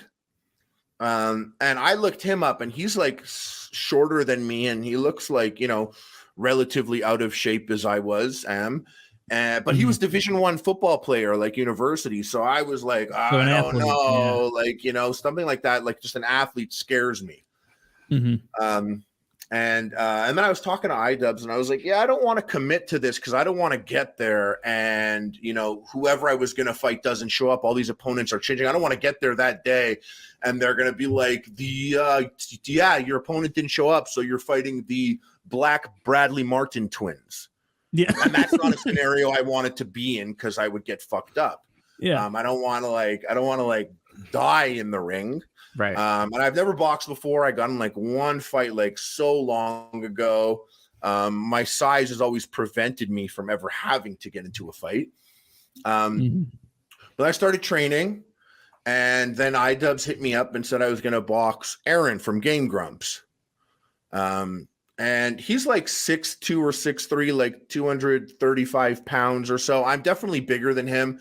And no matter what, I have mad respect because he's getting in the ring with me and he probably thinks like I'm a real guy and I know how to punch and stuff, which I don't, but I'm way bigger. So like I wouldn't get in the ring with a guy who's like 60 pounds bigger than me. Imagine that, like a 350-pound guy. Yeah, he would fuck me. He would fuck me in the ass. Yeah, the fight would stop when he decided it stopped. If the skill level is even close, if the skill, you'd have to be such a good boxer that you just wouldn't care. And I mean, there's plenty of those guys. Kyle, I'm not such a good boxer. Yeah, I was not at all. Yeah, it's well, so you've been training. Have you been doing sparring? Yeah, so I did sparring like with my coach. He's like a professional boxing coach. We did sparring, and everything I learned for like the month leading up to that was humbling. Because then when you start sparring, you do weird shit. I do weird shit. I'm like kicking my back leg when I punch and stuff. It's just so ugly. I would never show you guys the footage. And I sparred against another guy, another coach who's like a cruiserweight, and he's had like 100 fights. We sparred. But then he was like, I'm going to link you up with a guy who's bigger, like a heavyweight, so you could see what it's like. So I'm like, yeah. So then I spar this heavyweight, and like I'm punching him, and he's just like walking into it. He's comfortable. He's like, you know, he's not scared of any punches I'm giving him, and he just walks in. He's inside. I got hit in the stomach, and I was like, oy vey! Like I sounded like my dad in the morning putting on socks. It was really. Oh, no. I started cracking up in the ring at how funny it was. And I looked up Aaron from Game Grumps. He's smaller, and I'm in this scenario where I'm like, you know what? If I get knocked out by Aaron from Game Grumps, it's embarrassing because he's like a YouTube loser that wears a fedora. But so am I. I'm a YouTube loser. But getting knocked out by a smaller one is just, you know, it's unacceptable. It's going to be rough. Yeah, I'm not going to be invited back to PKA for like 2 years. Yeah, it is true. We're going to become friends with him. He's here. Yeah, he's going to be our new regular guest. As he fights. Trial by combat, like whoever. That's how it works. So but then I was like, if I knock him out, also though, it's barely a win because it's like, yeah, we expected you to. You know what I mean? I don't expect anybody to get knocked out in these kind of fights. Like when it's two guys who haven't made a career out of knocking other human beings out. It's harder than you'd think, right? Like I don't know, just the coordination of like boxing with another person and neither of us falling over for 15 minutes. That means we did pretty good. It's so hard. I've used this analogy before, right? But like everybody thinks that probably they're good at throwing a punch because they're good at similar activities, like taking a book off the shelf, right? I can take a book off the shelf with flawless precision, and they're pretty relatable, right? I promise you, throwing a punch, especially throwing it hard, is difficult. And then when you add to that your frame of reference is you're used to watching UFC fighters, or maybe Floyd Mayweather, or even the Paul brothers or something, do that.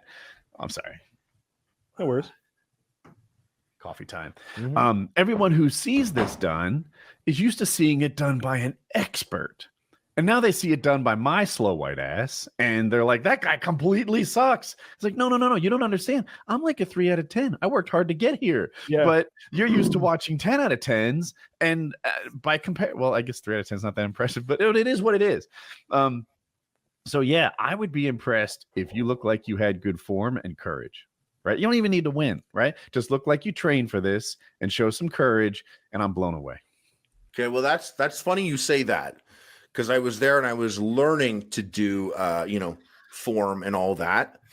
But earlier before the iDubbbz thing happened, I was actually messaging Sam Hyde. I happened to be watching his stuff on my stream, and he just said in a video before the iDubbbz thing was announced, but I was already committed to the iDubbbz thing. He was like, yeah, I want to box Hasan, whatever. And then he was like, you know what? I'd even box the Epic Mealtime guy. And he said that just at the end of the video. And me with like 3 boxing lessons, I was like, I'll box you. And then we got on the phone. He was like, $25,000 if you box me, $100,000 if you knock me out. And I was like, who are you, Sam? Like, who are you? Like, I'm not now, if you came in, you were like $100 to box me, $500 if you knock me out. I'm like, okay, bitch. But $100,000 to knock me out, it's like, no one's putting that up unless they have like, a lot of confidence. And I've seen so many videos of him punching and kicking and doing all this shit for like years, and I've never been like a fan of combat. And this is just a guy that like, he's a guy that likes to fight. Like I actually believe that when Sam took he's really big under the bridge. Yeah, he is. He's 6'4", 270. And when he took iDubbbz under that bridge in that little documentary, and he was getting iDubbbz to punch him, and he was kind of hitting iDubbbz back.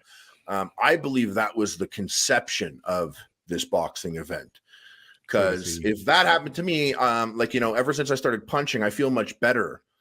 I'm good. Like, there are some people in life that I'd be like, oh, he's muscular, I would never punch him. And now I'm like, oh, I would get in the ring with that guy. I'm confident to last a round at least. I won't win, but I can go in the ring with him.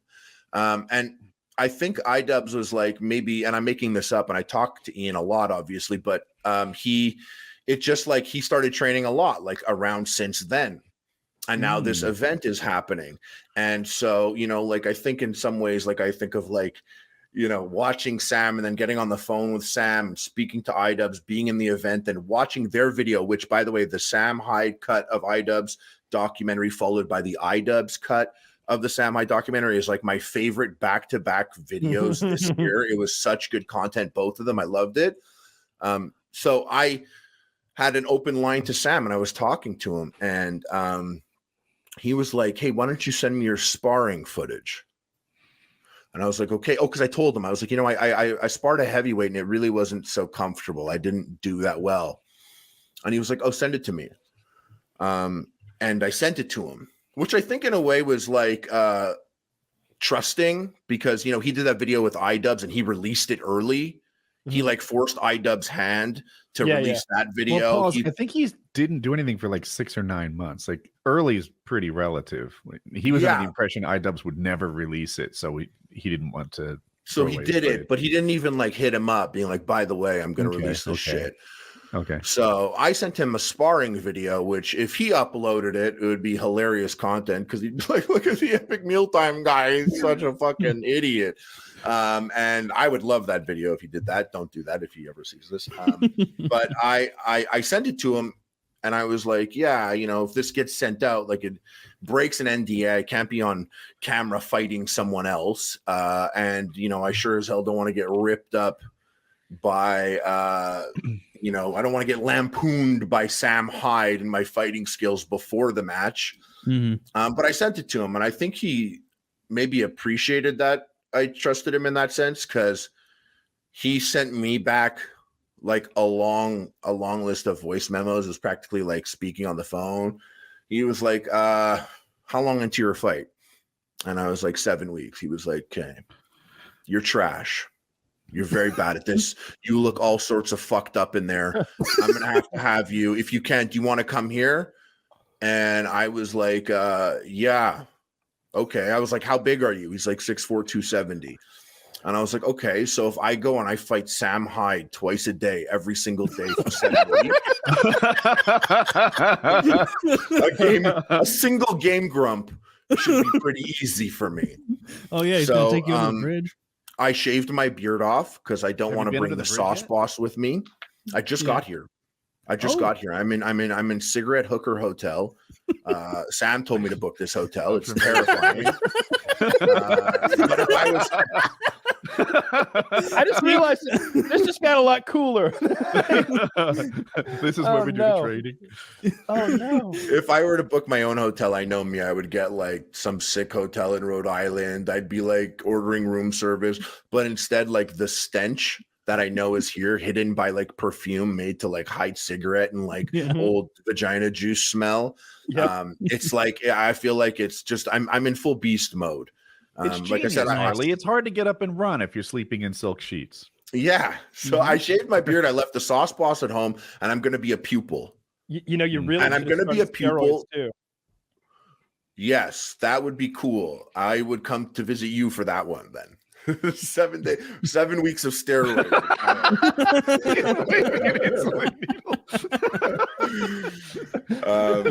I can't help you that, but I know who can. So is your first day of real training tomorrow then? This is Sam Hyde. Remember, it's Sam Hyde. It might be any minute, huh? It's literally the second I'm done here, I have a mysterious address that on Google Maps looks like a parking lot. And I'm going to meet him there. And I'm like, it'll be about midnight. He's like, that's okay. And I'm like, great. I'm like that too. So I'm like, okay. So I gave the keys of my life to maybe one of the only guys on the internet that makes me feel nervous. That guy.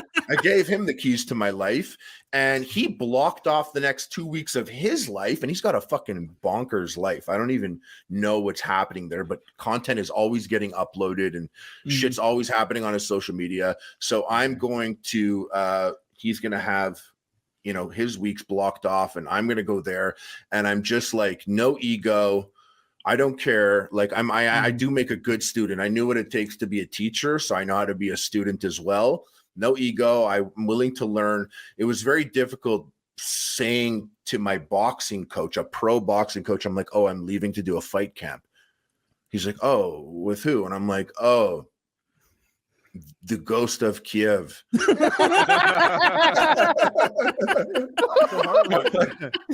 you ever read How to Bomb the U.S. Government? Have you ever read that book? Is he going to upload this? Sergeant Maggot? Like, it's my, I don't know, if I'm reading between the lines, Sam Hyde is like, I'll train you. Oh, and by the way, I'm going to make some dope videos out of this. Maybe? It looks like, from what I understand, and also I never know what to expect. Like I was like, maybe I'm going there and he's just gonna jump me. Like maybe I'm going there and he's just gonna jump me. I'm the one making the videos. I brought a cameraman with me, and everything's gonna be documented. And it looks like that's what he wanted in exchange for the training. It seems. I mean, if he films shit, that's cool. I'm not going to say anything. That's fine. I like the content. But I'm the one that's going to be documenting it. So it'll be, I guess, from my perspective.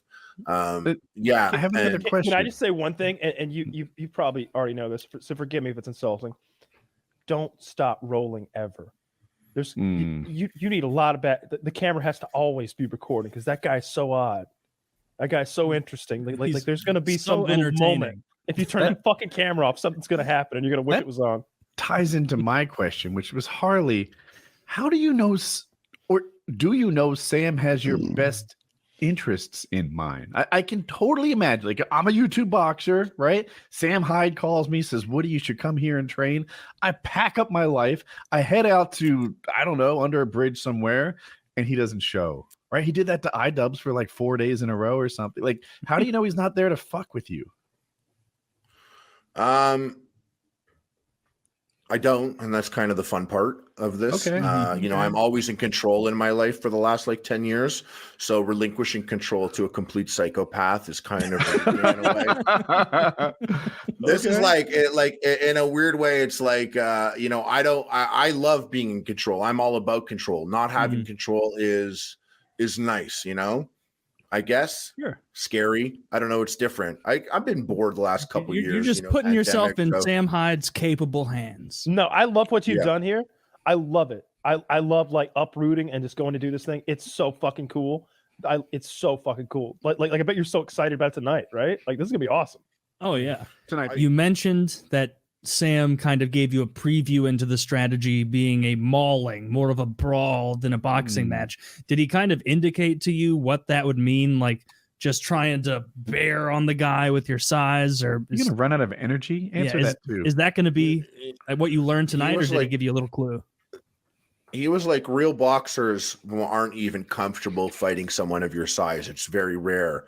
He's like, so we're gonna use that. Like if it's like falling on top of him, using him as an arm rest, like, you know, your heavy arms, everything, constant like pressure, but you're controlling the distance. You know, I don't want to say too much of the strategy out here, but he went on and on. He didn't just compare it to Elden Ring, but he used Street Fighter also as what did he compare with Street Fighter? He basically broke down combos in a way, and I don't want to reveal too much of the strategy, but it made sense in my head as a gamer. Honestly, like, you want to know tonight, like, I bet you I'm going to go to the parking lot and I bet you I'm going to walk backwards for an hour. Dude, if he starts talking about Mortal Kombat, run. I think he's gonna make me walk backwards. He's gonna do some stuff for my ankles and knees. Like, footwork is important to him, and energy expenditure, which was my biggest flaw. And he saw that in the tape. Like, he did recognize that. And like I said, my actual pro boxing coach was like, okay, dude, whatever you want. I got a question for you guys, and at least, like, if you guys don't have it, maybe someone in the comments will have something that I like. But I want to walk out music. Yeah, exactly. Like, what are you thinking? You know, what would be good? I like the idea of me asking Sam. Like, yes, you might want to tap Sam for that one. Well, I want to ask Sam. I want to be like, hey, check out these shorts designs, and maybe they say like he, him, BLM, trans lives matter, and be like, what do you think about this? Just bounce back, whatever you're thinking. You know, I want to know what your thoughts, and just like show him that design. I was also thinking, you to play. Dude, I bet he would think that was the song, "Like a Rock." You know, like a rock, I was strong as I could be. But you're going to be wearing an Iraqi flag when you come out. So it's going to be like Iraq. Like Iraq. That could work. I thought about like a suit and No Chance, which is Vince McMahon's music playing, and I like do that Vince McMahon power walk, and then someone cuts me out of the suit. Or maybe because I'm in a suit, so you gotta like scissors. Like I got gloves on. Yeah, I got gloves on, so you'd have to cut the suit off me. I love that. Yeah, my idea is the worst. I've got that. Hey, you. I know that you like me. Hey. Oh no, he's got to come out. It's not a secret. He's got to come out tough with intimidation in his heart. Dude, there's a fighter named, what's the fighter from New Jersey in the UFC? Mickey Doyles or something like that. Dude, he walks out to, hey, Mickey, you're so fine, you blow my mind. Yeah, hey, Mickey, it's that fucking makes sense awesome. a little bit though. You know, I was also thinking, like, what if I got like a bunch of dudes and I wore like the like Jewish talus and a kippah, and they brought me out like lifting me up on a chair. Like Zach, how pull Jews up a lift picture people of up on a chair, and it plays and if you lose, it's Nagila. racist. You're It's gonna a hate crime. Pull up a picture of the Hebrew hammer. You're gonna need some strong guys. Yes, and a robust chair. Or one of many them, Sam Hyde with the luchador mask on. And that's the big reveal, that it's been him boxing the whole time. I'm so excited to hear about like what kind of training program he has you doing, because I really hope it's kind of like what I did with Wings, how there's some fundamentals and you're getting the work done, but there's also a little silliness. Like, won't you be disappointed if there's not a little silliness? I think that even if he is not silly and he's 100% dead serious, just imagine Sam Hyde an inch from your face yelling at you what you need to do now. That's fucking silly enough for me. He's a scary guy. Just Sam Hyde in my face, like yelling at me is enough. Like, that's enough silliness as it is. But I think I'm getting a particular guy. I think I'm probably getting the most real version. I'm getting like, self-defense Sam Hyde. Like, I'm getting like combat Sam Hyde. I'm getting so like, he's ready to roll at midnight. Like at midnight, he wants to do this. I'm wondering what's going to happen though. Like I have this imagination that like you're meeting in a parking lot and it's just going to, God, I want to know more. I want to know. I hope you. I'm gonna text you everything, Kyle. I'll text you immediately after.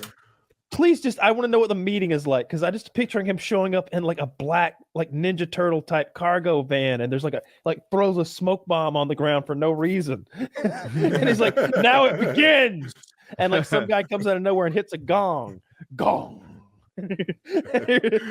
and then like 6 ninjas, 3 from either side, come running out of like nowhere, and you have to combat them one after another, each of them knowing a different style that he announces verbally before you begin. I imagine I go to this address and someone waves me over and I go into a door and they're like, Sam's downstairs, and I go downstairs and it smells like strawberry vape and Chinese food, and he's sitting there playing Elden Ring and he's like, start doing your stretches. or how about I don't know. this? I feel like it's somewhere in between these two. You ring the doorbell and you're like, Sam Hyde? He goes like, yeah, this is his stuff. Here's where to take it. And you're just buying Sam's cocaine and delivering it for him. This has been an elaborate ruse. Also, a thing that I thought, I'm like, does Sam do drugs? I wonder if Sam sniffs coke. I wonder if Sam, I saw him smoke at the iDubbbz, but was that weed? Never seen him smoke somewhere else, He vapes, but I'm like, I wonder if he's straight edge. I think he's straight edge. What? Didn't Taylor say would that? know? Yeah. I get that feeling too. I really do get that feeling. My temple sort of guy. Yeah, I mean, but I could be wrong. I honestly don't know much about him. Taylor knows way more than I. I've been a fan of yours for many years. Watched all your shit. I find it very, very funny. So I was excited when like the Sam Hyde universe and the PKA universe through Harley kind of connected a bit. So we got the Harley fight take from his point of view, where he was telling us like, I was worried about getting punked, but Sam's being sincere. He's being genuine. From your perspective, were you really high on Harley the whole time, or were you thinking like this motherfucker might get beat up by a Game Grump?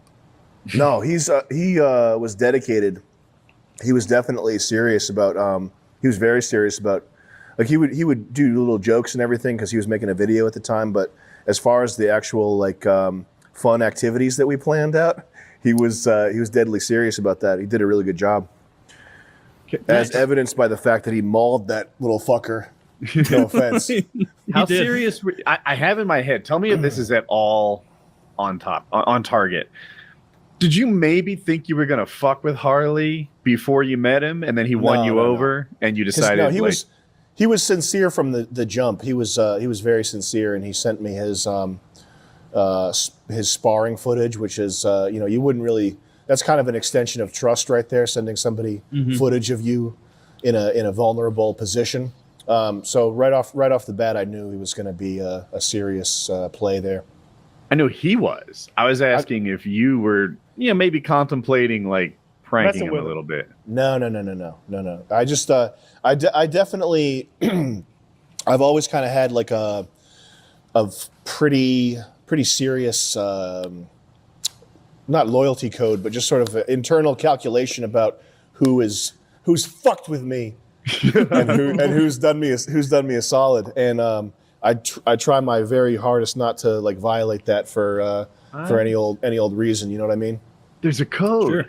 Yeah, of course there's a code. It's the entertainer's code. It's the YouTuber's code. Okay. I didn't YouTuber's code. I thought you were. I'm sorry. Taylor wants to talk to you, but no. From the outside, you looked more like is it called ironic comedy? I saw it online today. I was looking at you I don't want to say bully, but if you're not prepared to mess with to stand, I don't know, if you're not prepared for what's coming at you, you're gonna get steamrolled. That's kind of what I thought might happen. You're a provocateur. You're like pushing people's buttons. So the idea of luring Harley down from fucking Canada and then getting him down there and messing with him would be pretty funny. I mean, right? A little. No, man. All the people who've hit me up in the past that I've fucked with have been like Reuters journalists and like people that write for the New Yorker. Like it's just immediately apparent from the first line of the first email that it's some that's trying to make me look foolish. And I yeah, knew that was BuzzFeed guy who like got the show taken down. He came at you hard. I remember that. But I could tell, you can tell right away when somebody comes at you. The first line of what they say is some sort of like simpering, cautious, circular. Well, what if it was like you can tell when someone's coming to try to make you look bad. Like I knew with iDubbbz, I was the whole time I wanted to keep an open mind and like help him make something cool because he did make me extra famous now. But I knew that he was gonna try to punk me there too. Yeah. But I could tell as soon as I talked to Harley that he just was being straight up, and that's what I try to do. Harley's a with people good like dude. that. The whole 6 weeks with Fish Tank, incredibly entertaining. Oh yeah. Jet, you did a great job. Thank you, Bob. Thank you. So what was the impetus of this? What made you want to get all these maniacs in a house? Can you hear him? I can hear them. You want me to repeat what they're saying word for word when they speak? Yeah, that would be the best thing. No, All right, so I can't hear, so Jet's going to repeat what you say. They asked, His ears are a little sharper. Go ahead. they asked what Okay. the impetus was for Fish Tank. Yeah. Well, I think we just like to torture people because we're Just like- trolls. We're sick trolls. Are you? No. No, you just thought it would be funny? It was probably if we're being honest here, IP2 prison stream. I didn't know that's where you got it from. IP2 prison stream. Shout out to iDubbbz. Wrote this thing called Hell House, and Jet picked it up and ran with it. Nice. So But what yeah, was the to torture people and fuck with them because I fuck with everybody. I'm just kidding. Hey, No, how you was the never fuck with tech? anyone. Like, Yeah, I didn't hear what they said. when I watched the show, I wonder what kind of tech issues you run into while you put it on. Did people try to DDoS you? Where the bandwidth was, I guess, more expensive than you anticipated? Like what? We were able to use what they call themselves, the Elite Hack Squad. Lizard Squad. Lizard Squad came in, and they basically made it so that there was an impenetrable wall of data around our shit, A firewall. and anybody who fucked with us got doxxed. Did you get them before you started or during as a We got reaction? them before we started. We got all our haters and all our hackers. We got them before they could even make a move on us because we got eyes everywhere. It seems that way. We got trolled digitally. We got DDoSed a lot. We got physically with physical tech attacks. We had a bunch of people come and try to beat us up and stuff. Did you really? I saw you guys got swatted. Did you know? Even better than the swatting was we had these radios for the end of the show. Yeah, And one morning, I just hear a voice I've never heard before on the radio. yeah, He drove to us, got on our radio channel, yeah, and started broadcasting into the girls' rooms. yeah. That was crazy. That was a physical tech attack. That's I'm pretty neat. glad he didn't show up because I was ready to do my thing. That's what I was going to ask. Where are you doing this all? Like what state? We're doing it in Swansea, Massachusetts. 06891 Do you own the house? You rent the house? Yeah. No, we rented it. Rented. So, And but we're currently- there was a Why lot not? of damage to the Oh, house. Was that just budgeted in? You just expected to deal with that? We don't really do budget so much. We do smash. We do kill. We do maim. We do steal. I'm sorry. And this time around, the stealing came out to be more than the killing. And the stealing covered us on the breaking. I think you need to go. That I think you checks need out. to take season 2 down somewhere hot. I think you need to go to like Sheriff Joe Arpaio country. Get Yeah. yourself 4 single wide trailers in a Yeah. state that has a stand your ground law, so you can kill anybody that comes and fucks with you, and that Yeah, I can be need part of some the show. bodies. You need I wanna armed see some guards, Bodies. cowboys. Boom. You can make the contestants ride bulls. Do it in Yeah. Texas. Bulls, real bulls. Yeah. What was And was it way harder than you thought coming up with shit to keep them occupied the whole time? Oh yeah, yeah. Our original plan we had was like, okay, we'll need one person on site for 8 hours at a time. That's 8-hour shifts, 3 people. You tap in, you dap up your buddy. Here's what happened during my shift. I'm out of here. Easy we realized, peasy. Yeah, we realized we need everyone there. It's living that easy, there. guys. So we lived in the basement, and we had to it was a struggle. There was many panic attacks we had where we had to figure out some fake situation we had to put on them because they were just sitting and Yeah. relaxing. So And we had to come up with a lot of stuff. It was tough work. We had like a whole Google Doc. Like we planned it out too. We had a whole Google Doc with like a fucking ton of stuff on it. Like 100-page. And then it was just clear that stuff was not going to work. didn't open it once. Yeah. Why? Like- Can you tell me more? I'm curious about that. Just because the stuff that you think, the way you think something's going to be and the way it actually is never links up. Unless you're doing something stupidly simple that anybody could do. If you're doing something complex, then the way you think it's going to be and the way it actually is are not the same ever. How many cameras did you have? 10 10? cameras. I think we added one. Yeah, 10. We 10 added the total. confessional. So 10 total. 10 total. When Was you were it- picking the people for it, was it kind of hard to find a mix of the kind of weird you want? Like something I liked the whole time is that Vance almost provided an anchor point of what a normal person would react to, whereas like all the other eccentric people, did you just get so many lunatics that you had to almost tamp it down? I think the hard thing was avoiding people who wanted to be funny or wanted to be like in on the joke, which is I mean, that's the hardest thing about doing comedy, or one of the hard things about doing comedy in general is that whole dance about knowing what's happening versus letting things organically come about, and avoiding people who think they're funny and are just going to throw ice water on your nuts by being the most unfunny person you've ever seen. Yeah. Well, you did. Was it clear right away? Like, did you know, like within the first week, that this was going to be profitable? That you weren't just going to like have to mortgage your fucking house and sell your truck? First day, yeah. First day. We We knew nice. Oh, shit. Yeah, we knew the first day that it was the biggest thing ever. Did you change your awesome. price points over the course of the show? Like how much a text cost? Did you adjust that? It went down. It got cheaper as time went on because just supply and demand. We were tuning it. We were trying to dynamically adjust it so that during the peak times, the chats were more expensive, but it was also kind of hard to do that because the website was a little bit janky, you know? Yeah. That's smart.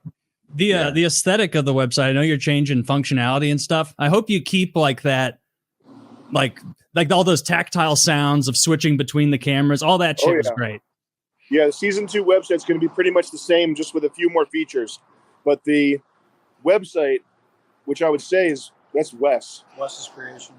Our guy Wes, what's his website? Wes.codes. Wes.codes. He's a sick man. He's a killer. He's awesome. Wes.codes, great dev. Hire him. He's expensive though. Wes, don't give him a discount if they say they're from here. You don't give anybody a discount that we didn't get. Code costs full price. Code PKA makes it 120% price. Code PKA costs more. So were there any, I mean, one of the funniest times I laughed out loud was you feverishly sprinting through the house to try and keep John from tearing Letty's passport apart. Were there any other parts that really pulled you out of it where you're like, we got this has to be handled? Like no character. What was the most harrowing for you? When people, I learned that autistic males barricade themselves. Yeah. There were several barricading incidents where Yeah, people man. barricaded themselves in bathrooms or in bedrooms, and breaking down those barricades was always tough. Also, when people got out of the camera, when they would hide in the bathroom, for all I know, they're slamming their head into the ceramic sink and trying to like kill themselves. Yeah. So I had no idea. It was just dangerous when they got out of our view. And there was a lot of moments where we were like, oh, stuff that Did you talk to a lawyer about that? About liability? Like what happens if that does happen? What if some dude goes in the bathroom and porcelain? Yeah, he said because we're sovereign citizens and we don't acknowledge the rule of law of U.S. law. What we basically could do is we could get passports to some other country like Moldova or something, and just go there and avoid whatever charges or whatever problems there are. So we got that covered. Yeah, that rented house is a seafaring. Got it covered. vessel. Legal situation. Got the bases covered, guys. It's a maritime house. It's good to have Plan B. Was that technically he killed himself at sea, so I'm not culpable. Yeah, no. If you ever kill a bunch of people on a boat, you get off scot-free. That's how the law works. But no, we did. The whole thing was done with no insurance. We just went commando. because we tried lining up insurance beforehand, and I think after they Googled us, the insurance premium that they wanted to charge jumped from $10,000 to some figure that we couldn't afford to pay. So we did it. We did it with a commando there, with our balls hanging out in the wind. So that's pretty cool. Yeah, I don't know how liability companies too. What's that? See, I don't think this is good content, but I would set up the fish tank to be its own company, right? Its own limited liability corporation, so they couldn't take more than the money you put in that. Yeah, it's its own company, but they can sue any individual at any time for doing it. You know, they could sue me. Yeah. It doesn't matter.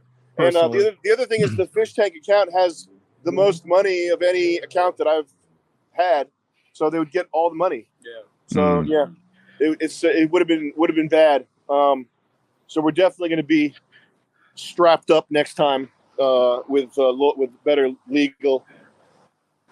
I didn't what know was the whole time? You didn't know that? Just figured that out. You didn't know that? Damn. Your life was on the line. You thought that you were insured the whole time. That's like, We're good. We were not. No. That's Damn, like that would have made getting it out a of more stressful endeavor. That's like finishing a fucking car race and noticing the seatbelt wasn't Yeah, I on. wanted you to be comfortable. What is I wanted you to be comfortable. I want all my friends to be comfortable. That's why I tell them there's plenty of insurance. What? Yeah. Is that the Yeah, girl? Letty did a good job, man. Yeah. She took more abuse from text to speech and all that than everyone else, and she just came bouncing back every time. Yeah, she and really like did. just like you're getting no sleep in that house. Did it smell as bad as it looked like it smelled? Towards the end, it smelled very, very bad. And the cleanup people, after our guys cleaned it up, like after the preliminary cleaning was done, we had cleanup people come in, and they said it was the worst they'd ever seen. That was after it had been cleaned up. But it's, I think, it's at the end, the fish head. That was the worst part about really did a number on the place. Day 3 fish head was pretty rancid. The fish head did not do a good service there for us, our noses. Regarding the text to speech, like, because I remember early on, Sam, you tweeted like, "I'm shutting down all the Sylvia Fat comments. We cannot let this be torture on hour 46." How long did that have? Like, did you shut down text to speach for a lot of stuff for a while? No, because the point was that it's supposed to be gradual. You don't listen. But we're going to be doing this for 6 weeks. You don't have day 1, guys. It's nigger every 5 seconds. You're fat. Kill yourself. You're fat. Kill yourself.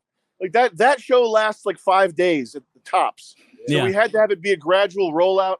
We're not making an alternative to Gab. Like it's not a free speech platform. It's a fucking TV show. So we had to kind of curtail the fat stuff in the beginning, and then at the end we kind of let it rip and let everything rip. Yeah, let it fly there at the end.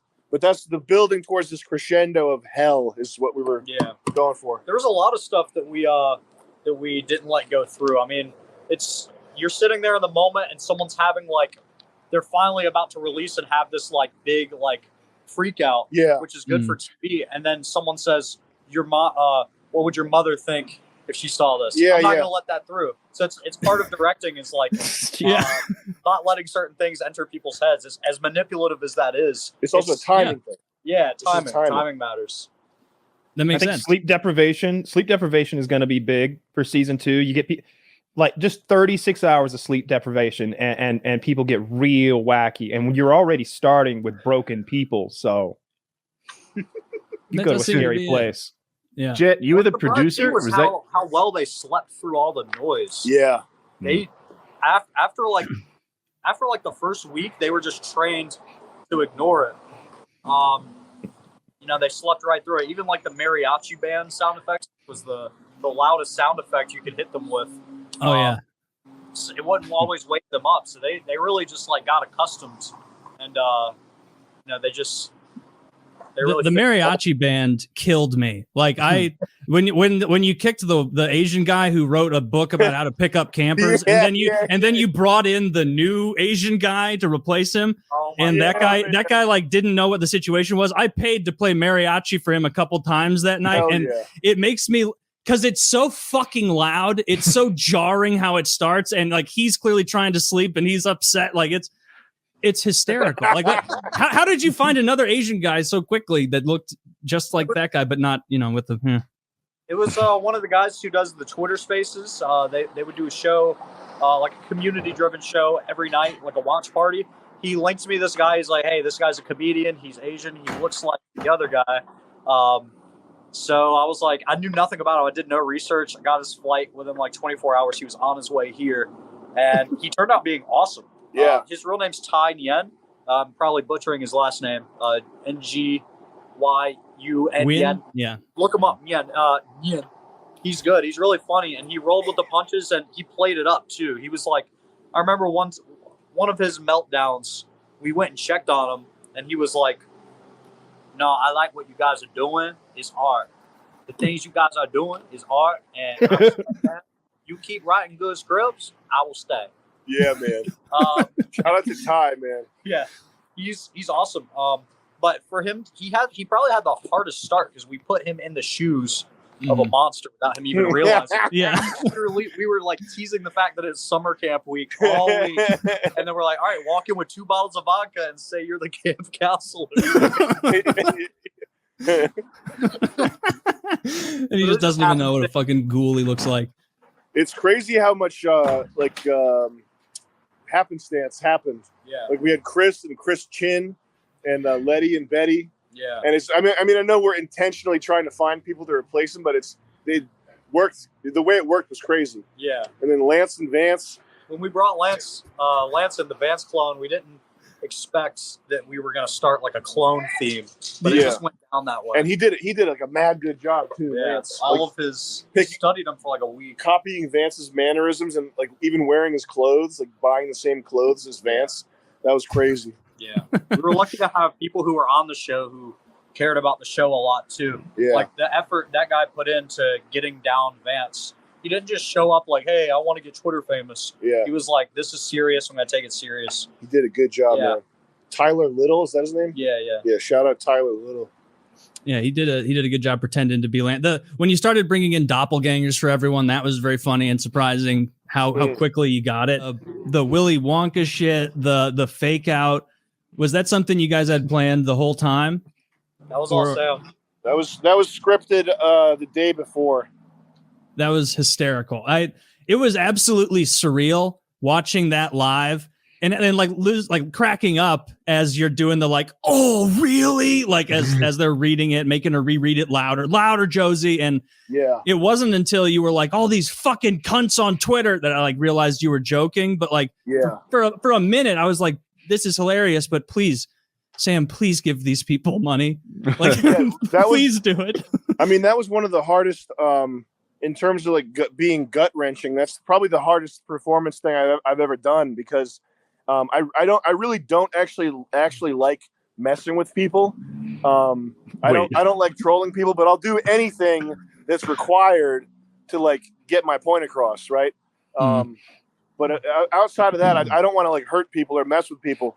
But going in there and then trashing the fan base in like a realistic way. So what I said was that this fish tank stuff is all shit. What I'm filming right now, World Peace 2, I'm making history. Like laying into like egotistical. Like if my ego went totally off the rails, and that's a very hard thing to do too, because obviously some people are going to see that and read into that and think that that's who I really am. So I'm like really playing with fire in terms of my public perception. That's how I felt. Like that's why I felt it was very high risk. And then like being so mean to these 2 girls, basically stealing from them, scamming the audience. Like that was very just gut wrenching to do all that. But I'm glad it worked out though. Yeah, that's a big risk. Well. That's scary. I gotta lose 20 pounds. So I'm doing a fight. Did you guys know that? I had no idea you were fighting. Tell me more. It's not Boogie, is it? It's gonna no, that's a bully move. What? All right, I'm gonna write that down. We'll circle back to that. That one. Listen, Dude, I felt later, bad. Woody. I felt bad about threatening. I felt very bad about threatening Boogie, but so many people asked me to do it, and I put an Instagram poll. I said, "Guys, this is evil. I don't want to do it, but if you make me fight Boogie, I'll do it. And they all wanted me to fucking do it. I don't know, man. I'm a people pleaser. I can't. You're a man of the people. I've written down the topic, so we won't miss the fight topic. But Boogie and Wings, right? In my view, both of these are kind of punching down, right? You're very popular. Who's Wings? Wings of Redemption. I saw a video. Oh, that was a cameo. I don't know who that is. Someone bought a cameo and made me call out Wings of Redemption. I don't know who that is. I did not have the background to that. I didn't. The context changes everything.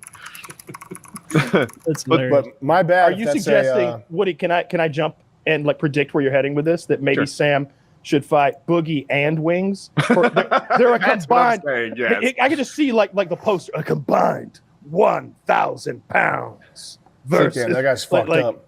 This is Wings of Redemption. My you bad challenged for him to a fight. What my you bad might for not calling know, that guy out there. Wings is kind of internet bullied a lot. That's like his whole thing is kind of his audience picks on him. Mine too, actually. But his whole thing is that his audience like just erodes at his mental health through a lot of online stuff, but also in real life stuff. Like the feds are always knocking on his door, the FBI, the regular police, and then pizzas and mailmen. And parents whatever. looking for their children. Right. They hire mechanics. Parents looking for the children. They hire mechanics to come to his house and be like, "Hey, I heard you needed your truck fixed." And he's like, "What? No. Like this. That's not real. Sorry to bother you." He gets. Well, anyway, I'm gonna dump this load of chicken shit that you ordered and get on out of here. Yeah. So when you challenged him to a fight, I was like, "Oh, I wonder why Sam is piling on." Yeah, no, that's terrible. My bad for that. I didn't know who he was. Nah, it's okay. Yeah, but one of these little punks paid me to say it, so I had to. Yeah, and I'm sure this won't result in a lot more of that. How much would it cost to get you to say more things about Wings? $149. Oh, bargain! Bargain! $149. Do you get a decent amount of people who pay you to do that shit? I always wondered with cameo personalities. Is it like one a week? Are they hitting like multiple a day? I had it open for a few days and I made $10,000, and then I closed it because it was a waste of time. $10,000 waste of time. Good for you. All right. Because listen, it's if you do, because I wanted to make it so that people were getting their money's worth. So I did 2-minute long, like little mini, like it's almost like a mini stand-up routine. So if you do 10 of those, it's like doing a 20-minute improv stand-up set, and you can't really do like fucking 100 if you're doing it the way that I was doing it, you can't do 100 cameos a day. It's just too taxing. So it literally was not worth the money. In general, anything where you're selling your time for money, you can only do so much of it. Very true.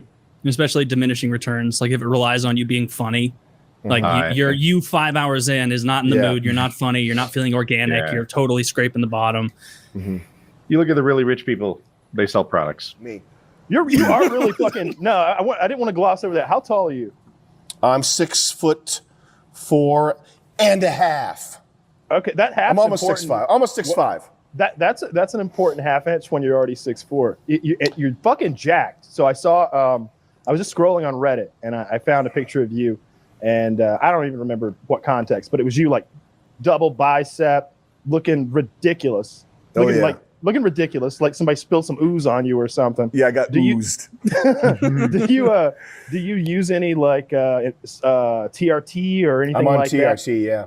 Yeah. Okay. Yeah. That makes. But not like a super high dose though. I just have like normal like 1950s man testosterone. That's I mean, there's a different picture than this. Like if you keep digging, where he's like giving double bicep, and he looks. Why do you have so many sores all over yourself? He's clearly done. This is not how he. This is not representative of Sam's physique. What kind of filter have you put on your face so that you look like a sick Skyrim character? You look like a character from Skyrim who has the plague. You look like the clown emoticon. Just the psoriasis filter. What have you done? I think it's I think if you're asking seriously, I think it's shadow and highlight, which don't tell anyone that's my secret special effect that I put on lots of videos. That's how you got your face like that, shadow and highlights. Yeah. Jesus. It just boosts the shadows and it reduces the highlights. Well, this is not the picture we were imagining. There's one of you that was very recent where you're looking I can very find it good. for you. But like I've seen enough images from your Instagram and stuff where you intentionally upload pictures of yourself looking just horrific with like psoariasis filters and like I don't think leprosy. those are psoriasis filters. I think I actually have that shit on me. You think so? Dude, you were very red, bro. Yeah. Well, emerging. Yeah, what I was thinking of. Yeah, your biceps here are like colossal. Like yeah. I'm gonna have to lose some weight, but thank you. Yeah, you need to cut, but not a tremendous amount. Like you don't need to lose a tremendous amount of fat. Like you're like, I don't know, 15 pounds away from being like shredded. You think 15? More than 15, but he'll be jacked. Because 15 pounds he is lighter. a big guy. Yeah, I think 15 pounds lighter though. He'll have the emerging abs and he'll look fucking badass. I'm just saying your biceps are absolutely absurd. Like thank you, brother. Like stop. It's what. No, don't stop. You're looking yoked. Do we have Dragomir von Geldstraven? I am Dragomir, the Goiner, Gormidios von Geldstraven the Third, at your service. I appreciate you coming on in the midst of your quest. Are you making fun of my voice? Never. Never would I only do that online. And never to your face. I grow tired of fake vampire accents. The accuracy is never there. Oh, I've been watching some of the Fish Tank season 2.5 is going right now, the RPG, and it is funny hearing the German fade in and out depending on how frustrated you are with John in the moment. Yes, he is retarded. Yes. So it's, for people who don't know, Sam and Jet doing another Fish Tank, this time very creative RPG in the middle of the woods. Everyone has quests, characters, classes. Creature, come here and hold my mirror, my magic mirror. And everyone seems to really understand what role play is, Face me. other than John. Now, do you think is John playing too cool for school with it, or does he really not understand what he's supposed to be doing? John, he is suffering from main character syndrome. Creature, follow me. I can't believe you're not wearing your hat. Yeah, classic hat. There he is. You have preempted my wardrobe decision. So John is getting a bit of main character syndrome, and Yes. I heard Jet yell at him earlier today to stop shit testing production because he's clearly he's treating the world they're building almost like a Skyrim thief, where he's just stealing things and trying to cause problems for the sake of it. Seemingly, is that pretty accurate? He is not taking it seriously. I'm afraid he will not be leveling up anytime soon. So are you going to let Cade go full force on him, hopefully? Cage is going to kick his ass, yes. That would be great. I was talking to Scott, and I play games all the time together. And so before he went on, he was like, I'm getting this awesome duster looking like a badass. And then he was going to try and find a t-shirt that said like, shut up, I left my video games to be here. But the best he could do is the yeah, no one, which seems to be catching on. I really hope that he gets it in with John, because he let him win. It is a very funny shirt that he wears. It is. It made me laugh many times. This season, it says, yeah, ... no. Cage! It's Cage here. Cage! Will you come here? Show them your humorous garment. Yeah, It's the you know, funniest thing I've seen in my life. it is good. PKA would like to see your funny shirt, Cage. Will you show them? Yeah. No. Looking solid. Humorous, because Cage. at first it seems like he is going to agree with you, with your harebrained scheme, but then it says no. It's very funny. Good luck beating John's ass later, Cage. Next time you won't go so easy on him. No, I will not. Good. See, Cage is in. He's locked into the character. He's role-playing to his best ability at all times. This That's is what what you need. we appreciate. Can you guys help me catch up? I'm thinking there's listeners in my spot too. So there's a new fish tank going on. Is it happening or are we getting ready for it? Are the participants already in? Is it live? What's the theme? Help me catch up. You are asking me? You yes, or Taylor. Yes, Yeah. Dragomir. You go ahead. Okay. Of course, it is happening right now. It is real. It is 100% real. There is no games. There is no role playing. We are in my ancestral home, the woods. These woods which I have called home for over 400 years, though I appear to be 28 years old. Me too. Oh, that fucking killed me when I saw that clip on Twitter. That I may appear to be a 28-year-old man. Yes. Clearly not 28. I look not a day over 28 years old. Oh, earlier today, it was right before the show. Actually, I was watching a bit of it. FISHTANK.LIVE. Everybody go check it out there.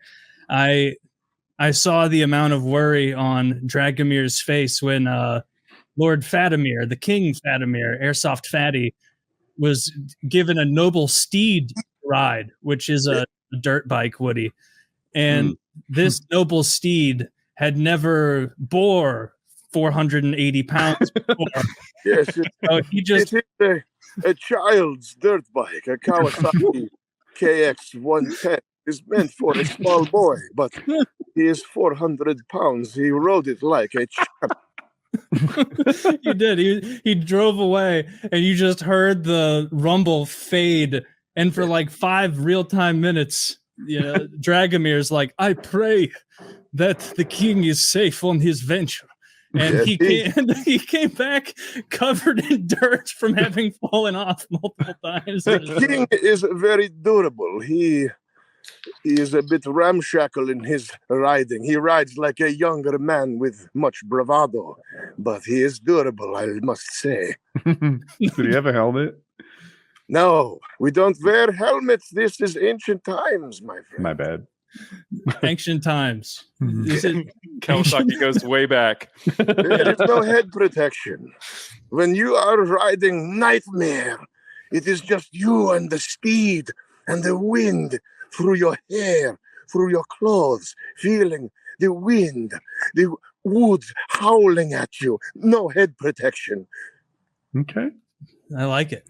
I like the excitement. And I like how committed everyone is to the bit.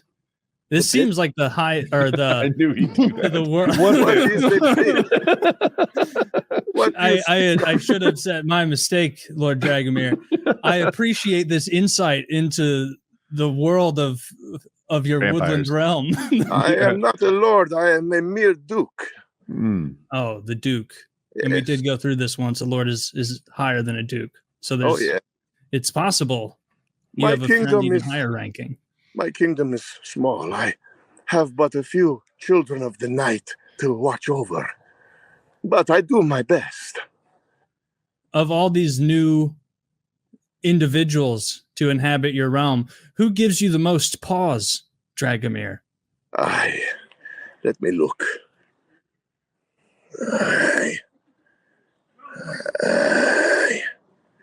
I must say that Yawn is the most annoying of all.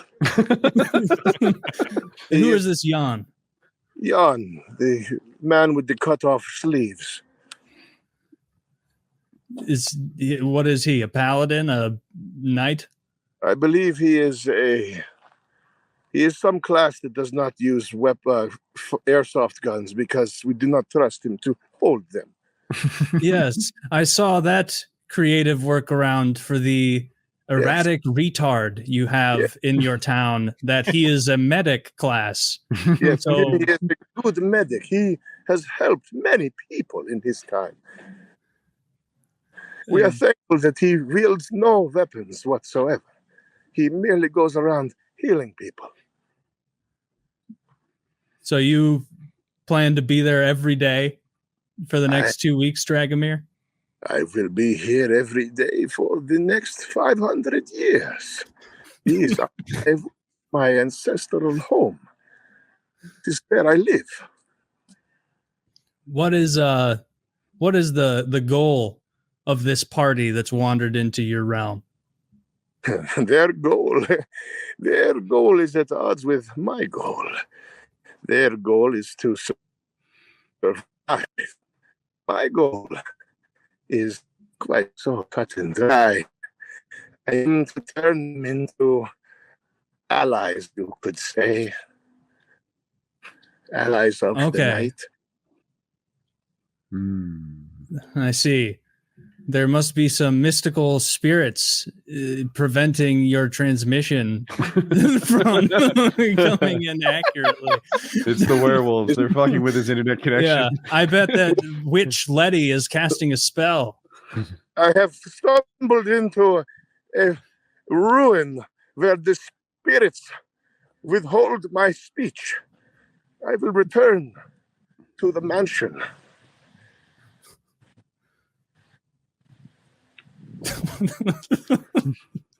So you're just wandering around? Can you guys hear me? Yeah. I accidentally stumbled into the old crypt. I forgot that the spirits there were eager to cease my communication with the outside world. Now, are you as the Lord Dracula of that area? Do you always experience these upsetting Lord Dracula? This talk of vampires, it is incessant. It is meaningless. There are no such thing as vampires, my friend. Lord Dracula is merely a myth. A children's tale. You must see this. Are you going to beat anyone up this season, Dragomir? I hope that the need for physical violence, I abhor it. It makes me sick to my stomach to see someone in pain. I hope there is no need for such things. There probably will be. Yes. At some point. Yes. Do you think that Paladin John is too high on his own supply with clear noob gains after just a small amount of time in the gym? I think Paladin Jan, he looks like a pumpkin. I want to cover him in oil and put him in a rotisserie chicken container. Do you remember the guy we had on a long time ago, Kyle? John from Fish Tank, the guy who really difficult to understand at times. He's clearly been doing like fucking strong lifts 5x5 for 8 months or whatever, and now he's like much bigger than he was, but he's going around to everyone there trying to big dog them. Oh, he's Dog the Bounty Hunter now. Like he's smaller than I am now. He's smaller than you at your peak. Like he's got that I just started benching 2 plates syndrome, and he's so stoked to get up in everyone's face. Good for him, man. But because most of this questing group are functionally retarded, it's working. Like, and he's almost alphaing people while not being able to understand what he's saying. Yeah. Yeah. So really, you you alpha need when you have a speech impediment. Willie. Yeah. Willie. He is trying. He's doing his best. We shall see. He's not as tough as he's trying to appear. I hope Cade beats his ass at some point. Scott or Cage. Cage. A mercenary. He is a formidable foe. This is fucking ridiculous. So what are the plans for tonight, Dragomir? My only wish is that these creatures of the night, there are some local ruffians, bandits, if you will. They inhabit these woods. My only wish is that they maintain peace and do not bother the fair citizens of Yes, Shitty, the town, of course, in which you reside. Yes. I have promised them that while they are under my protection, no harm shall come to them. It is a promise I hope to keep, though I do not know if it is within my power. Are you feeling any troubles or worries over giving a couple of these people gas-powered airsoft guns?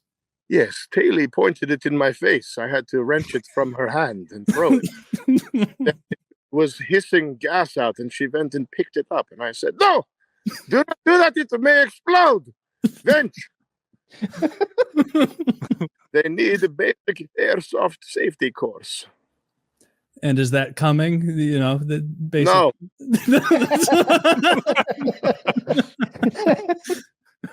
There is also no motorcycle safety course either. No. Well, I mean, based on how well the king wrote it, I assume he'd done it before, right?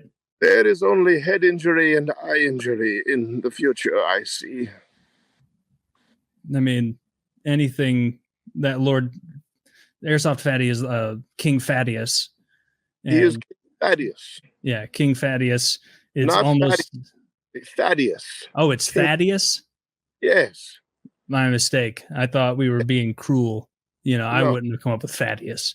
We do not belittle King Thaddeus about his weight. He is a great king. There is much food at his court. Probably not He's for also long. lose weight. He does need to lose a little weight. He can still maintain his king body. Actively losing weight. Oh, is he? He is, yes. Maybe a little more. We'll see it in his face. Well, I think in 100 pounds you'll see it in his face, yes. But he is actively losing weight. Good for him. He's doing his best, yes. So I saw that Gold Striker's grave is there. Are you related to him in any way? A name I have not heard in over 400 years. Gold Striker.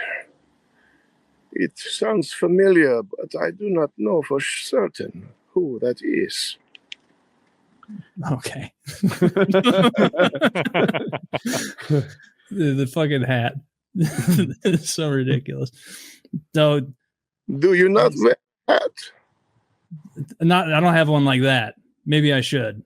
I am not envious of you, my friend. All St. hats. Louis, none of us are. No, it's a shitty city. I guess you're in shit as almost as shitty a city as I'm from. Being shitty, the name of it. I don't understand. Your city is named right? It's shitty. Yeah. The shitty. Shitty is the envy of all towns around. It's mercantile center with many expert craftsmen and stores for you to browse. The women are healthy looking. The men are strong and shitty. All towns within 200-mile radius are envious of shitty. Fair enough.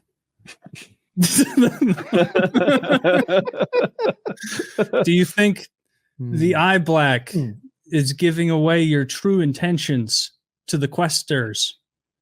No. That's it. No. Hey, I am merely a servant. All that I wish to do is be their greatest ally. Their greatest ally. I am their greatest ally. We just see your camera roll. What? He's hypnotizing us, I think. Yeah, he probably is. We have to be wary. He probably has powers that he's not even going to divulge to us. I have no such powers. I would not do this to you. No. Would you do it to John to calm him down? Xavier, come and talk to these people in my magic mirror. Kyle is so confused. And Do you have a brief moment, Xavier, to speak to these gentlemen? Who does I to be? Who I shall introduce myself, but of course you are far more important, for I find myself in a court of high esteem. Who might ye be? Oh, we're spiritual travelers to your wonderful land from the magic box of Dragomir. Oh, yes, sir. The Duke Dragomir is a powerful one indeed. If I were to give you one word of advice, it would be to not tempt his blade. I fought hungry insatiably for the blood of the innocent. What brings you to my realm, you see? What brings ye? Oh, we're trying to learn more about your way of life and how you're going to keep that up for 2 weeks.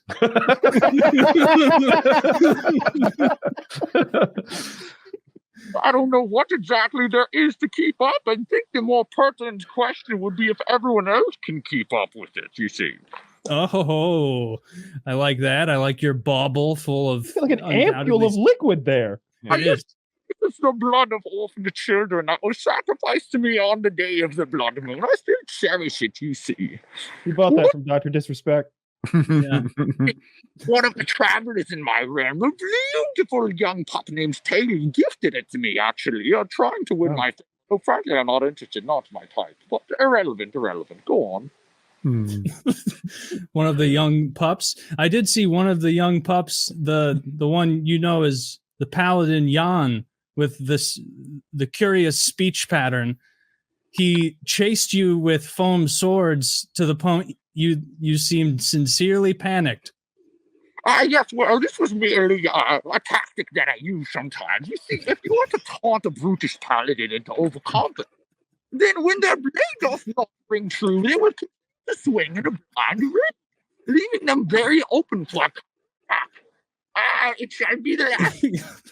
Kyle, John was doing his like, oh, you're gonna fucking cuss at me, bro? Like running at him, and Xavier here was trying to fight back, but John had tard rage, and Xavier was running away, and he goes, bat form, you can't attack me anymore, bat form. And it didn't stop him. John did not respect bat form. He continued to strike him. It was killing me. It was so good. Berserker rage renders him truly mentally capable sometimes of comprehending the more arcane arts that I cast upon his weak mind. Works this way, and that's the dumber they are, the less it works. I don't understand myself, but I find him immune to many of my otherwise irresistible talents. It's quite curious indeed. Yeah, so John is resisting your wiles by brute strength of mind. Yes, you could say something of the sort, yes. But the day of reckoning shall soon come. I warn ye, I heed ye, that all on the next rise of the sun, his duel with me shall conclude, and my blade will be soaked with blood. So all ye who wish to see his reckoning, in both mind and body, as his blood drizzles and drips from the blade of my dark fang, you will tomorrow. So keep your eyes glued to the dark mirror in your hands, for soon I will beat the unholy one. You probably want to taste that blood to take some of its power. Yeah, it's gonna lick his blade. So you're good for the next battle, you know? Yeah. Now, with this warning, I bid ye, for I was on quest for the heart of the beautiful Taylor. I bid you farewell for now, fine gentlemen. I'm sure we will see each other soon again, if you dare. The little if you dare at the end. Man, what a fucking weirdo. So why is Xavier, is he a half-breed? Is he a full vampire? He is something more ancient and more base and crude than a vampire. His power stems directly from the earth. You might call it prime magic. He does use blood in his dealings, but he is no vampire. I guarantee you of this. Are there any good quests on the menu for tonight for the gang? We shall see. We had them do a foot race for $200, but then you get to use a steed. We did airsoft target contest for 125 of your old Earth dollars, which mean nothing to me. I have thousands of these trinkets. are littered all over my manse. I burn them, the old earth dollars. I do not need them, but these people seem to want them for some reason. Man, giving out $200 for a foot race. Who won? Nobody. John? I kept the money.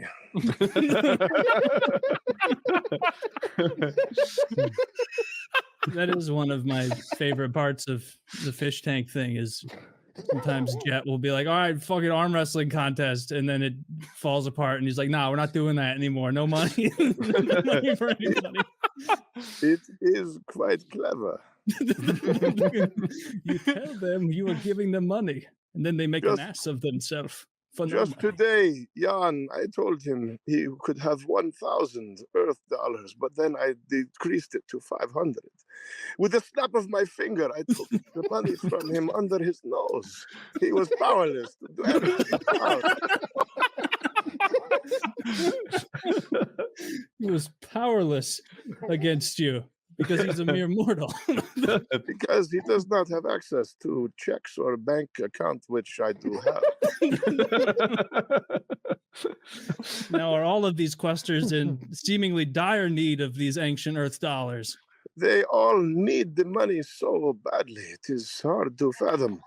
I guess when you are living check to check and you have a small apartment with a cat and you are on welfare and have a fucking cat for some reason, you need money.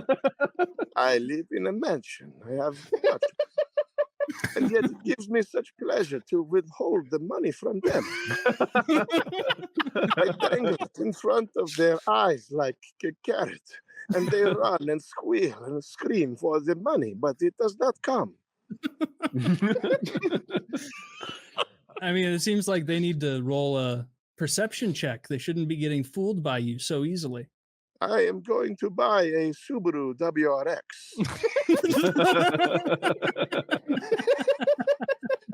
The noble steed.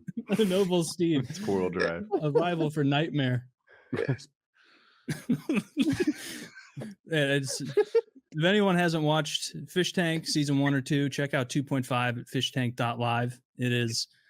It seems like the highest effort, most difficult thing you guys have pulled off yet. You have a whole pad city. It's all Jet Neptune, and we got a crazy crew. The crew that has worked on the show is and the Jet Neptune. He is the director. It is his show. You should interview him as well. He is very well spoken.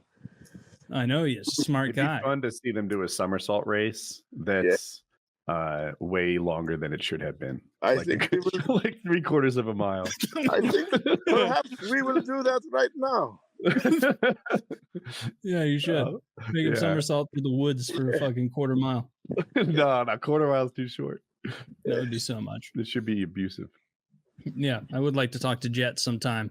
Yeah, hit up Jet. This is all him and the crew we got. They've been working super hard, man. These guys are killers. They're better than any Hollywood film crew. These guys are goated. But yeah, have Jet on. Yeah, we will. My magic mirror is on 2% of blood. All right. But Dragomir, thank you so much for joining us. I really appreciate it. Everyone, FISHTANK.LIVE.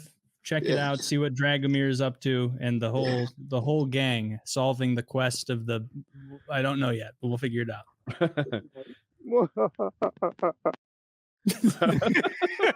Well played. Mine is not as funny. Monday, Friday at 4 p.m. Although we do have puppet shows involved, but yeah, man, it's real good. I like puppets. Nice. Yeah, I do. I love them. I love them so much more. I can kill the person that created them and bought the fucking thing. I love it. I like. You love puppets? Yeah, I like puppets. I think it's the highest form of humor. In fact, when a comedian breaks out a puppet, I go, "Ooh, I can't wait to see what he's got cooked up here."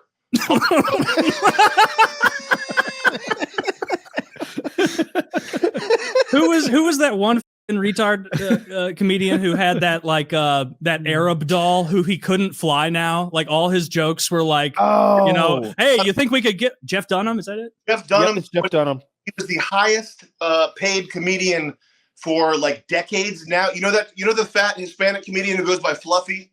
Yeah. Yes. I think he's Gabriel. Now these guys make monster money. These guys make fucking crazy money. But Jeff Dunham for like probably 20 years running was like the top paid entertainer. Like Can that be? 20 years in a row. The fucking puppet guy. So maybe something's wrong with me. You just need because to Woody, he gets paid twice.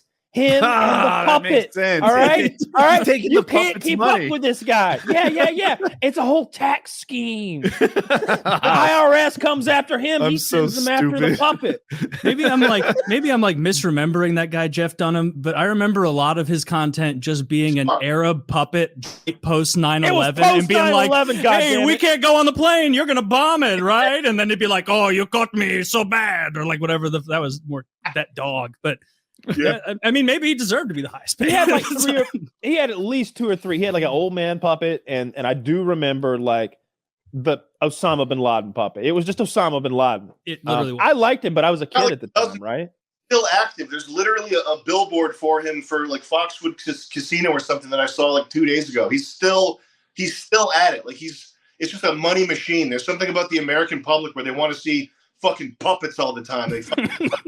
Do you think that like a comic like that can get pussy? Like is he leaving every casino that night and like taking some lady up to his room like on that puppet thing? Does he have a line about how he's gonna put his hand into her? Like Oh, he does. I bet.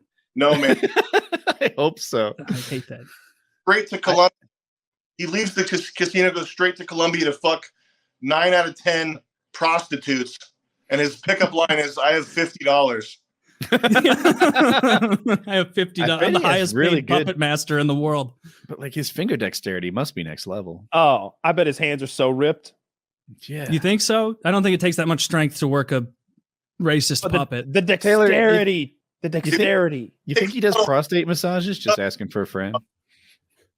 What, Sam? It takes subtlety.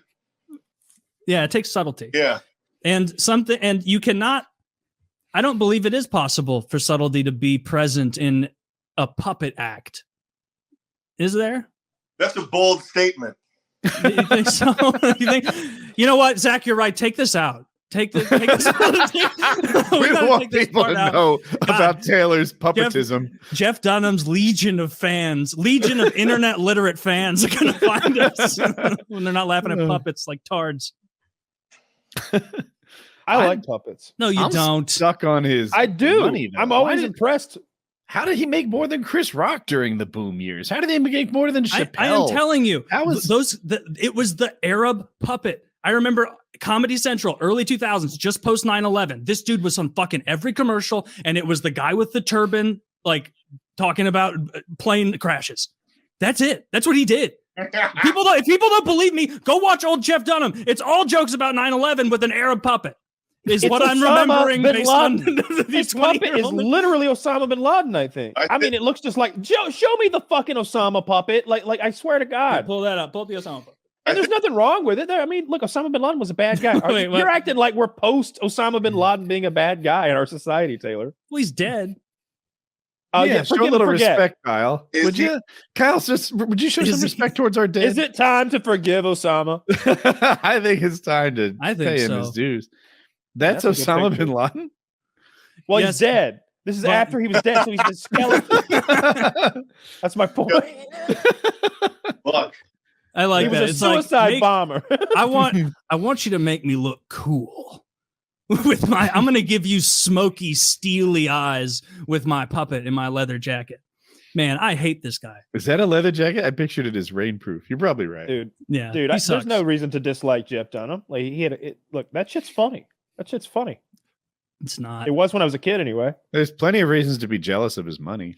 Yeah, this is all out of jealousy, 100%. Like I wish I had puppet money. Man, I wouldn't. If I had puppet money, I'd be in Montana on a farm. I wouldn't even have internet access. It'd be a compound. We keep calling it puppetry. It's really ventriloquism. Like that's the cool part, right? That's the cool part. Oh, I'm into when he makes the eyebrow go up. Dude, ventriloquism is gay. Everyone knows it. No, yeah. Taylor talks for something in his It's mouth. cool. It's pretty gay. I hope. Can you do a puppet part of the New World piece? Dude, have a puppet sketch. That'd be good. Nick would love that. That's his favorite sense of humor. Would be if we did all puppet. I feel like ventriloquism is a great way to get away with saying awful things in our current like society. It's like it. I don't know why no one's leveraging that. It'll be funny if a really hot chick hit on him afterwards and pretended she liked the puppet. They'd be like, That's happened. Jeff Dunham said this thing about women. He'd be like, no, I didn't. Show me the video. He's like, no, that's him. I was drinking water at the time. Wait, what'd you say, Sam? We lost you. The puppet saying rape is good. Yeah. That's the statement, the controversial statement. He's like, no, what are you talking about? The puppet said it. The puppet is pro-molestation, not me. Get over it. The fact you're bringing this up is offensive. Yeah, no, puppets are awful, and they're not funny. I mean, honestly, if I could what's the action? If I could ventriloquize. Ventriloquism. If I could ventriloquy. Yeah, if I could do that, I would do it. I'd try it. Okay, here, do your best, Kyle. Do your best talking with you. Fuck, man, that's actually hard. Wow, this is the one thing Taylor can't get done. Taylor can't. Taylor, you do open your lips when you talk. No, that's not. You're a 1 foot in, 1 foot out, motherfucker. It's pretty hard to do this because he has his lips. All right, yeah, you can kind of like if you like just smile. Yeah, it really doesn't. It's not really hard at all, I guess. And we just look like we're fucking insane. No, that's not. Your lips have to be together. That's fucking part of the. If you ever seen a ventriloquist going like this, that's not how they fucking. No, work. you don't move your lips, but his mouth is open. I would rather watch a bad ventriloquist than a good one because I've seen a good one before, but I've never seen one bad one. Straight up can't hide the fact that they're talking. You can't keep your lips together, Taylor. Just talk out your nose and ears. That's not how it's done. I don't know why we're giving this guy a hard time. Look at that cool ass shirt. Look at his necklace. It's like a Skyrim emblem. He is a better dresser than me. Sometimes I look at better dressers than me and wonder why. What's holding me back? Why am I choosing to wear a fucking dress down t-shirt all the time? See, it looks like he's going to his first rodeo in that shirt. Like that's absurd. He got Maybe I've been watching too much Yellowstone. That looks like the outfit that you have to pick when you begin the rodeo video game. Why don't I have any rhinestones in my wardrobe? There's something wrong. Yeah. He had rhinestones on that. Why are we being mean to Jeff Dunham? I don't know, man. Not. It's just I'm admiring his something shirt. Respect the man. Can we take a moment to pay some respect to the man? You know how much money he raised for those 9/11 victims and their families? None. I don't either, but I feel bad. I feel like it's a trick question. I have no idea if he He's never contributed done anything. Yeah, I have no idea if he contributed in any way other than sort of taking advantage of the whole thing with his puppet. You know. Yeah. Well, you mean you strike when the iron's hot. I bet he's not doing 9/11 stuff anymore. How'd you feel about those country songs that were like taking advantage of, like, where were you when the world stopped turning on that September day? It's like, man, this is how much money are you making off this, Alan Jackson?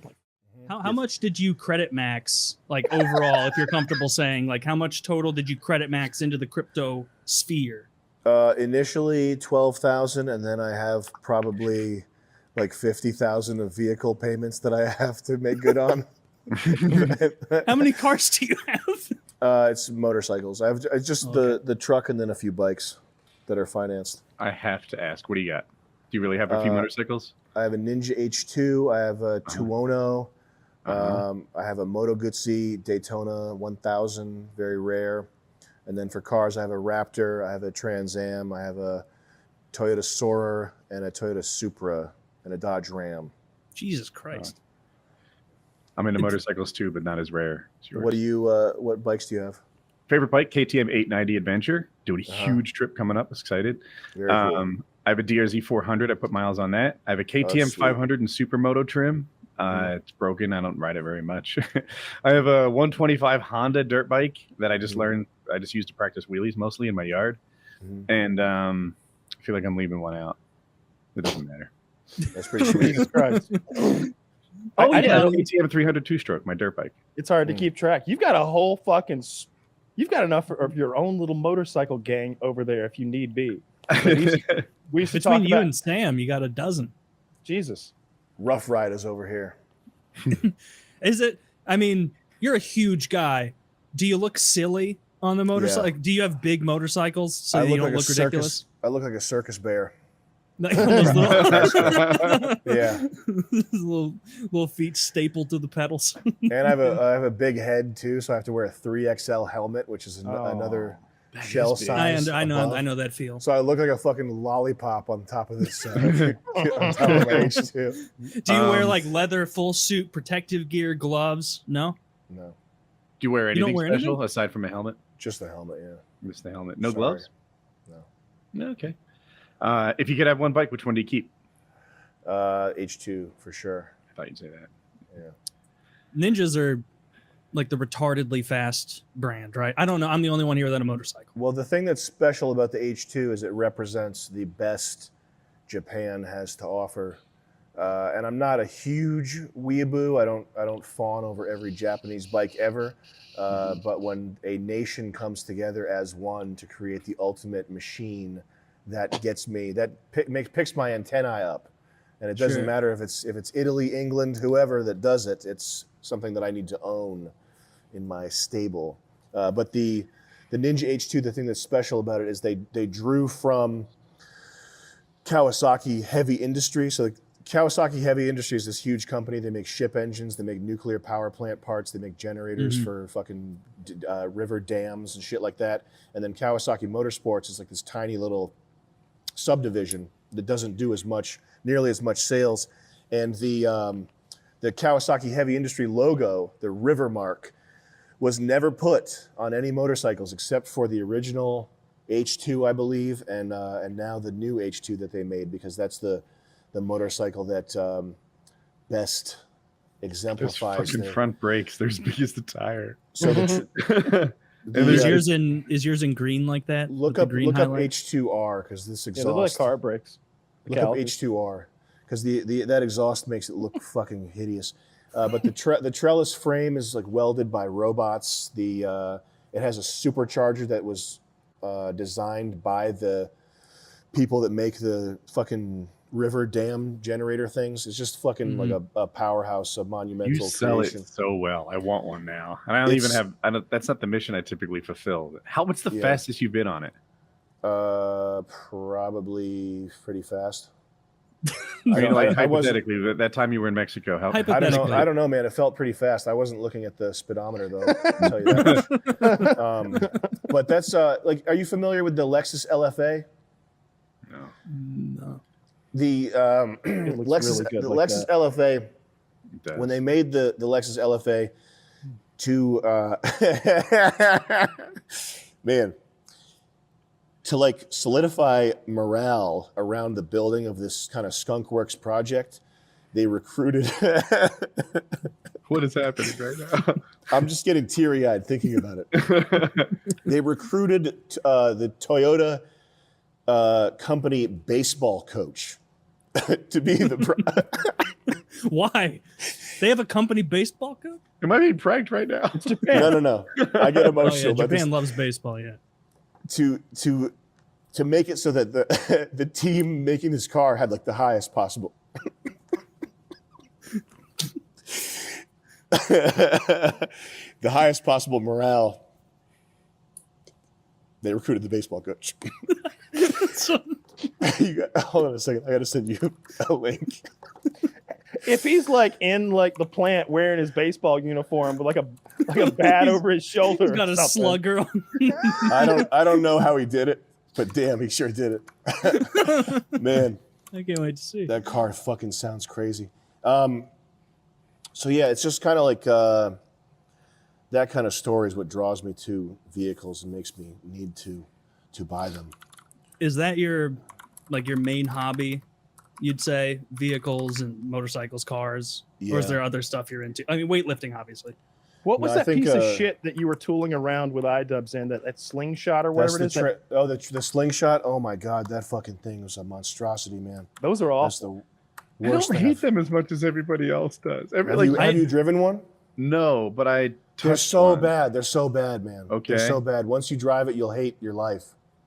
Why are they terrible? It's like have you bought anything from Amazon Basics? Yeah. You know the it's feel. the feel of pure disposability. Once you sit in a slingshot, you'll know that you're in a car made by the same people. It was I as I was watching you like help iDubbbz through that, I also don't know how to drive a stick, and I was putting myself in his position, and every time you were like, "No, you're thinking Lamborghini, you have to think Ferrari." Like in my head, I was like, I was putting myself in there, and I'm like, I would have been like so panicked, I wouldn't have known like the right way to shift. Like, and then he was like endearingly asking you genuinely for advice, and you go, "Honestly, I got it." Well, You're not thinking Ferrari. Yeah. I did coach him. I did tell him what to do in clips that he didn't use. Oh, I okay. didn't just say think Ferrari. I was like, you gotta It's ease funnier off that way, though. Yeah, no, it is funnier that way. It is. You don't know how to drive a stick? I've never driven. I drove a stick shift ATV in like a couple pieces of farm equipment where like you had to like lean down and like shift on the side, like those little levers that were down by your feet. Yeah, but yeah. I've never done one in a car. No. Huh. It's fun. Yeah. It seems like more work, and driving is already one of the most boring tasks imaginable for me. Maybe that's because I drive a boring ass Honda car and I'm just not into the racing and shit. I don't know. It's a hobby. I'm glad I don't like it because it's so fucking expensive to get into anything motor related. I don't know. I kind of want a jet ski. Okay, Like a jet really skis fast are one. tight. I do like those. Like a really fast one. Like how fast do they go? I bet you could like. Have you ever gone like 40 miles an hour on a jet ski? You feel like you're about to take off. Like what is a $10,000 jet ski? I'm sure that's not top of the line, but let's just say, like, how fast does that go? like a 60, Like 70? 60? That feels like a dangerous speed on a little thing, Yeah. like that, right? Back in the day, they went about 40. I remember mine went 37 according to the specs. And they might be faster now, and now they're like little mini boats that you kind of sit on, like 1,200 horsepower? Wait, that can't be true. Right? How do you get 1,200 horsepower? There's not 1,200 horsepower 750 in that thing he's sitting on. There's no fucking way. That's how many hit points you need to survive a ride. That's those hit points. One of those things. Yeah, I don't know about that one. He has 2 twin turbos. What an asshole. Sam Hyde. I watched Sam Hyde and iDubbbz. I mean, we all did. And I put myself in the shoes of iDubbbz. I really felt for him. And he explained it on his side. He's like, I feel like I could have hit him more. But had I, it would have given him permission to hit me. So he didn't want any part of that. And I'm like, dude, that makes perfect sense. Yeah. If you guys have never done any boxing training, I know it sounds like Harley has, a lot of times you don't do headshots all the time. If you spend all your time doing headshots, you'll get brain damage. So, you may be punching like the shoulders or the collarbone or the chest or something like that. Mhm. Like we had headshot day. It was Friday. So I at one point, Sam Hyde is like, all right, headshots now. And iDubbbz, like, he doesn't want that smoke. I don't want that smoke either. If Sam Hyde says headshots now, I say, man, He still punched him hard. Sam still punched him hard at one point. I saw a punch and I was like, oh. He popped him in the, like, he did the thing where like iDubbbz was kind of like towards the end of their little session going like that, joking around, and like right at the end, Sam just goes, "Whoo!" He just like it pops him in the body pretty good, and then iDubbbz was like, "Oh." Like that whole thing. I sat down and I was like with friends and we watched both of them. I watched like both sides of the video, and what was so compelling to me, watching iDubbbz, someone that I've met before, and watching Sam Hyde, someone that like I didn't think I would ever really meet anytime soon anyways, was what was so compelling about that is, and I kind of had a different take. I actually watched you guys talk about it. And I had a different take in my mind, is that like, it was like I was trying to break it down. Like these are guys that like Sam, like you had said, Sam alphaed him, which is true in the traditional sense, but like iDubbbz is like slippery is a bad word for it, but like he doesn't care about being alphaed, and that makes it the most alpha in a sense. And I thought like that the only time where there was like a big sway in like the only time where we got real Sam, from what I understand, someone who doesn't know Sam Hyde, was when iDubbbz was like, "Do you remember the email you sent me?" Oh, yeah. And Sam was like, "No." I like paused that part and brought that back like 10 times. I'm like, he knows that email. You think we got like a real, I thought we got like a real, he knows that he sent an email, and just the way he sounded saying no to iDubbbz, I was like, these are two guys that are like, they're both like situation. Like if Sam came in here and Sam was here, imagine me trying to speak normally and have this conversation if he's right there. He's a guy that like, you know, he would like, he's like controls the situation. And then imagine if like it's like iDubbbz, they're like, it's almost like the same world, different end of the spectrum. Because I always found that iDubbbz was like, when I met him, he's a guy that you're like, what's he thinking? If you think of them as anime characters, one is the obvious, like huge, like I don't know if any of you watched Bleach, but maybe people listening do, like Zaraki Kenpachi. He's a huge dude. He put bells on his hair so that when he attacks you, you hear him coming. So it's harder for him. He's making it harder on himself to fight you because he wants more of a challenge. Whereas iDubbbz is like a Quincy. They would like form weapons using their brains. And like by using their brains, that weapon will like pierce directly through you instead of being like a huge dominating strength force. It's like a different type of power. So watching the two documentaries, watching the power struggles in the room was like so much content for me because those guys never got comfortable with each other. They never trusted each other. They never got comfortable with each other. And I just sat there and I was like, oh my God. I was like, what would I do if I had to be with Sam Hyde for a week? And then I was like, what would I do if I had to be with iDubbbz for a week? You know, you'd say something like iDubbbz being like, yeah, I just ate. I just had some eggs. And he'd be like, oh, and you're like, what? Was something wrong with that? It's stupid, eh? You think that's stupid? You don't. You think it's stupid that I asked you. Never mind. I shouldn't have. Would you say nothing? Oh, okay. You know, and like, and it's like a less, it's like a little less obvious thing. But when I was watching it, like, and maybe because I was super high, which I don't get high anymore, but I was watching it and I was like, this is like hard to watch. It's like, it was hard for me. And if I just watched it and I was like, oh, Sam's alphaing him, it's like simple. But if you just imagine that, like Sam was like kind of like worried when iDubbbz was coming, he was like, what's he gonna do? And then to think of a guy like Sam being insecure is so outlandish. But like he was a little insecure. He's like, is iDubbbz coming here? What's he gonna even film? What's he gonna say? And then even waiting for he couldn't wait for that video to come out. He's like, let's just put ours out. Because I got to get it out there. And like, I just felt that they were it was such like a crazy thing. Like I literally wrote iDubbbz like a million messages about it. I wrote Sam a bunch also. I was just like, those videos were so crazy to watch. I've literally watched them both back to back many times because it was fascinating. I've been in the same room as iDubbbz. And going into the same room of like, as like Sam, like in both senses, I was like, not a guy that gets nervous, like meeting people. Both of those people make me nervous to meet them. I met Ian and like, you know, I'm meeting Sam. At least with Sam, I go under the guise of like, I'm a pupil. So if he's like, shut the fuck up and listen, there's no part of me that has to be like, you don't talk to me like that. I'm lucky that he's taking the time to say, shut the fuck up and listen. He's going to tell me what's up. So I'm going to try and take the most out of it. You know what I mean? It's a good attitude. But Taylor, anyways, do you remember this section well enough to recap it? There's a part in the iDubbbz video where he explains Sam Hyde. And even though I can't remember 10 it, on 10. I know. Meant a lot to me. Okay, yeah. And he's like, there's this spectrum of I'm saying what I mean, I'm not saying what I mean, and then plausibly I can't tell. What was the example he used? Was it something about post satire?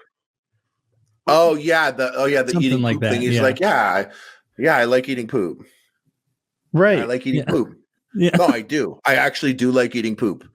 And it's like, okay, it's the joke, but it's like a joke of a joke of a joke. And he's always living there. And actually, when I told people to watch iDubbbz video, I actually say, like, if you're not going to make it through, go watch that part. Because like he was like, he did a really excellent breakdown. Because I've never been able to, I've never met someone like Sam Hyde, but I know people kind of like that. And they are difficult to assess. You don't know where you stand. You know what I mean? Yeah. But I'm not like iDubbbz. I would take the bait. I'd be like, you like eating poop? What? Like, should I try it? That's how you're going to win your match, man. Like, I would bait into that, whereas someone like iDubbbz just like, you know, like he let a lot of things happen. Where I was like, oh, I would have taken that bait. Even when the guys were like, yeah, I got crypto. I thought Cardano was, I saw that and I was like, oh, I would have jumped in that conversation. I was like, well, so what are you guys thinking? Now I'm the joke because they're making a whole caricature joke. Yeah. But like, I was kind of into that. So I was like, oh, what? And then I'm like, oh, your whole thing was a joke. Oh, I actually wasn't that person. You were making fun of me. Yeah. I would have been made fun of. You're like accidentally sincere when he's punking you, and then you're like, Yes, oh, God damn exactly. it. Like It would have I happened thought all the time. I was trying to be amicable, but I was looking like a jackass, you know, about I'm a people that. pleaser. Neither of those guys are people pleasers. I see like someone like if we're at like a gathering and there's someone on the side, I'm like, oh, you know, I'd go up to that guy, I'd be like, yo, what's your deal? Come, like, you know, I'm a person that would do that. iDubbbz doesn't look like he cares to make anyone happy. Sam Hyde obviously looks like he doesn't care to make anyone happy. You know what I mean? And me being someone that is like not like that at all. Like if I see some guy like sipping lean, he's like, I don't know what crypto to buy. I'd be like, well, let's talk about it, buddy. And he's like, you want to talk about it? You fucking idiot. Like I would have got like 50 million times when I saw that. Oh yeah, I mean, you could see even iDubbbz, who's very, very astute with that kind of stuff. I would assume, like he got by the entire thing, like the whole like. That's not the girlfriend thing. That's it's the girlfriend thing. That's next level. That's the thing where I'm like, should I be here encouraging this now? Like that girl, like that's like the stuff. iDubbbz got the exact nightmare that most people think of like if you were going to go film with Sam Hyde for a couple days, the last thing you want him to do is plan with all of his friends to like have dead bees around and a fake girlfriend. That's the nightmare scenario. And like iDubbbz, they're like shooting guns with them, and I was like, damn, like, you know, like iDubbbz didn't got by the whole thing though. Like the slingshot, for example. They got him 0% on that. He was obviously a setup. The whole, you're thinking Lamborghini, it's really Ferrari. He's just smiling along, doing what Harley said, which is not attempting to out alpha the alpha. Just like, all right, is that what you want to do? Fine, I'm here for it. Like he didn't care. He didn't feel any need to impress him with me. The girlfriend thing's hilarious. The girlfriend thing is more what I was referring to. It was like the beginning to the end, like wrap up little storyline there. Yeah, which was so funny. But I didn't pick up on the same thing as you, Harley. I just missed it. Like I didn't know. I couldn't tell whether or not Sam actually remembered sending that email to iDubbbz or not. And maybe that's another example of what you're talking about, where it's very difficult to discern his true thoughts, because he's a guy who his whole bread and butter, he works in satire.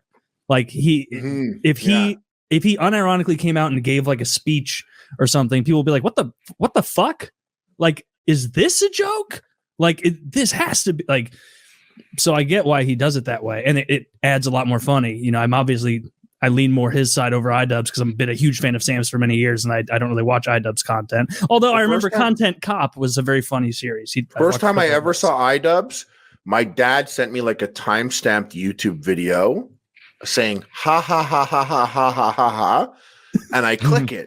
And it's iDubbbz in his food commentator Content Cop video, and it's him sitting in like the front seat of a car and he's eating a burger, and he's like, "Oh, I'm Harley Quinn from Epic Mealtime. I wear flannel and eat bacon. Oh, nom nom. I'm fucking gay." And my dad sent me that cracking up, being like, ha ha ha. I saw that. I'm like, who is this? Instant fan. I was an instant fan. I thought that was so funny. Being like, I'm Harley from Epic Mealtime. I wear plaid. I'm fucking gay. And I thought that was so funny. And then I went and I watched Content Cop, and I was like, oh, I always wondered. And I did always wonder, because like I made Content Cops like in my head. I literally used to like watch some YouTubers. Like I would watch prank YouTubers, and I'd be like, why doesn't someone make a video saying that this is terrible shit content? Mm-hmm. Why doesn't someone do that?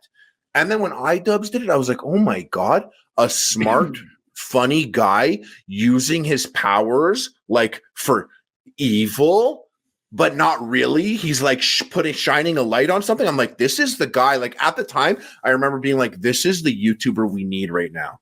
This is exactly it. Some content needed to be policed, and I really think that's it. I'm gonna give you a little inside info. I saw iDubbbz at a YouTube party. It followed up on a really funny thing. I was in LA and I messaged iDubbbz. I said, hey, I heard you're in LA. Do you want to be on Epic Mealtime? And he wrote back, no. And that was it. And I was like, okay, cool. Most people are like, I'd love to, whatever. He was just like, no. And I did respect that. I was like, okay, cool. But then I ended up running into him at a YouTube party. And I was like, I sat down with him. I'm like, I know this is so annoying because I hate when people sit next to me. And mostly I hate it. It's usually bad ideas. They used to sit next to me and they'd be like, yo, you should make spaghetti. Epic spaghetti. And I'm like, thanks, man. Cool. And they're like, yeah, it's spaghetti, but you put bacon in it. And you're like, I'm like, I know how it goes. Okay, thank you. Isn't it like a carbonara or something like that? What's that? Yeah, well, it is exactly, but it's not even a good idea. So I sat down next to iDubbbz, and I was going to give him a bad idea for Content Cop, and I was like, "Okay, rice gum." Now he was probably going to do it already. But I was like, I have a literally like 800 words written about rice gum. I would never do a Content Cop, but I did used to write Content Cops, and I keep using Content Cop just because it's like a brand we understand, like a takedown of someone's content and stuff. I used to sit there and write it. Like I wrote like a whole like inside my head mental Content Cop on like Fousey. I wrote like a whole inside my head Content Cop on rice gum. You know, I wrote a whole one on Jake Paul. They were just things that I wrote because I found it funny. I would watch these videos all the time. I get high, and I would just write notes. So, and iDubbbz was like, interesting. And I was like, would you ever think about doing race gum? He's like, yeah, I did think about race gum. I was like, did you know that he asked a girl who was sexually assaulted, how did it feel? And he was like, no, he didn't. And I was like, he did. I was like, I have a whole document here. Feel free to use whatever you want. I'm like, can I send it to you? He's like, yes. I'm like, okay, maybe some of my work will be there. And I'm not taking any credit. His video was so crazy with Asian Jake Paul, and he had PewDiePie in it. I thought it was so next level. I thought it was a great one. But did it feel good though was really featured intensely in that. And I do remember sharing that with him because like I had just gone and done my own homework. As like I would have never done that type of video, but I was just happy that it existed. And yeah, that whole rice gum scene was terrible. And I wish iDubbbz was boxing rice gum, actually. I really wish. You know, Dr. Mike's an actual boxer, and he wanted to box rice gum instead. And rice gum ducked him. Rice gum called him school shooter, which is like, it's just like a nothing, just whatever comment, but it is pretty funny to call him school shooter. He was like, I heard school shooter made a video about me. But it's like, you can't keep talking shit. He's ready to get in the ring with you. He's ready to do the thing, you know? One of the things I like about iDubbbz, as far as getting in the ring is everything to me. Yeah. I think when I watched all these YouTube.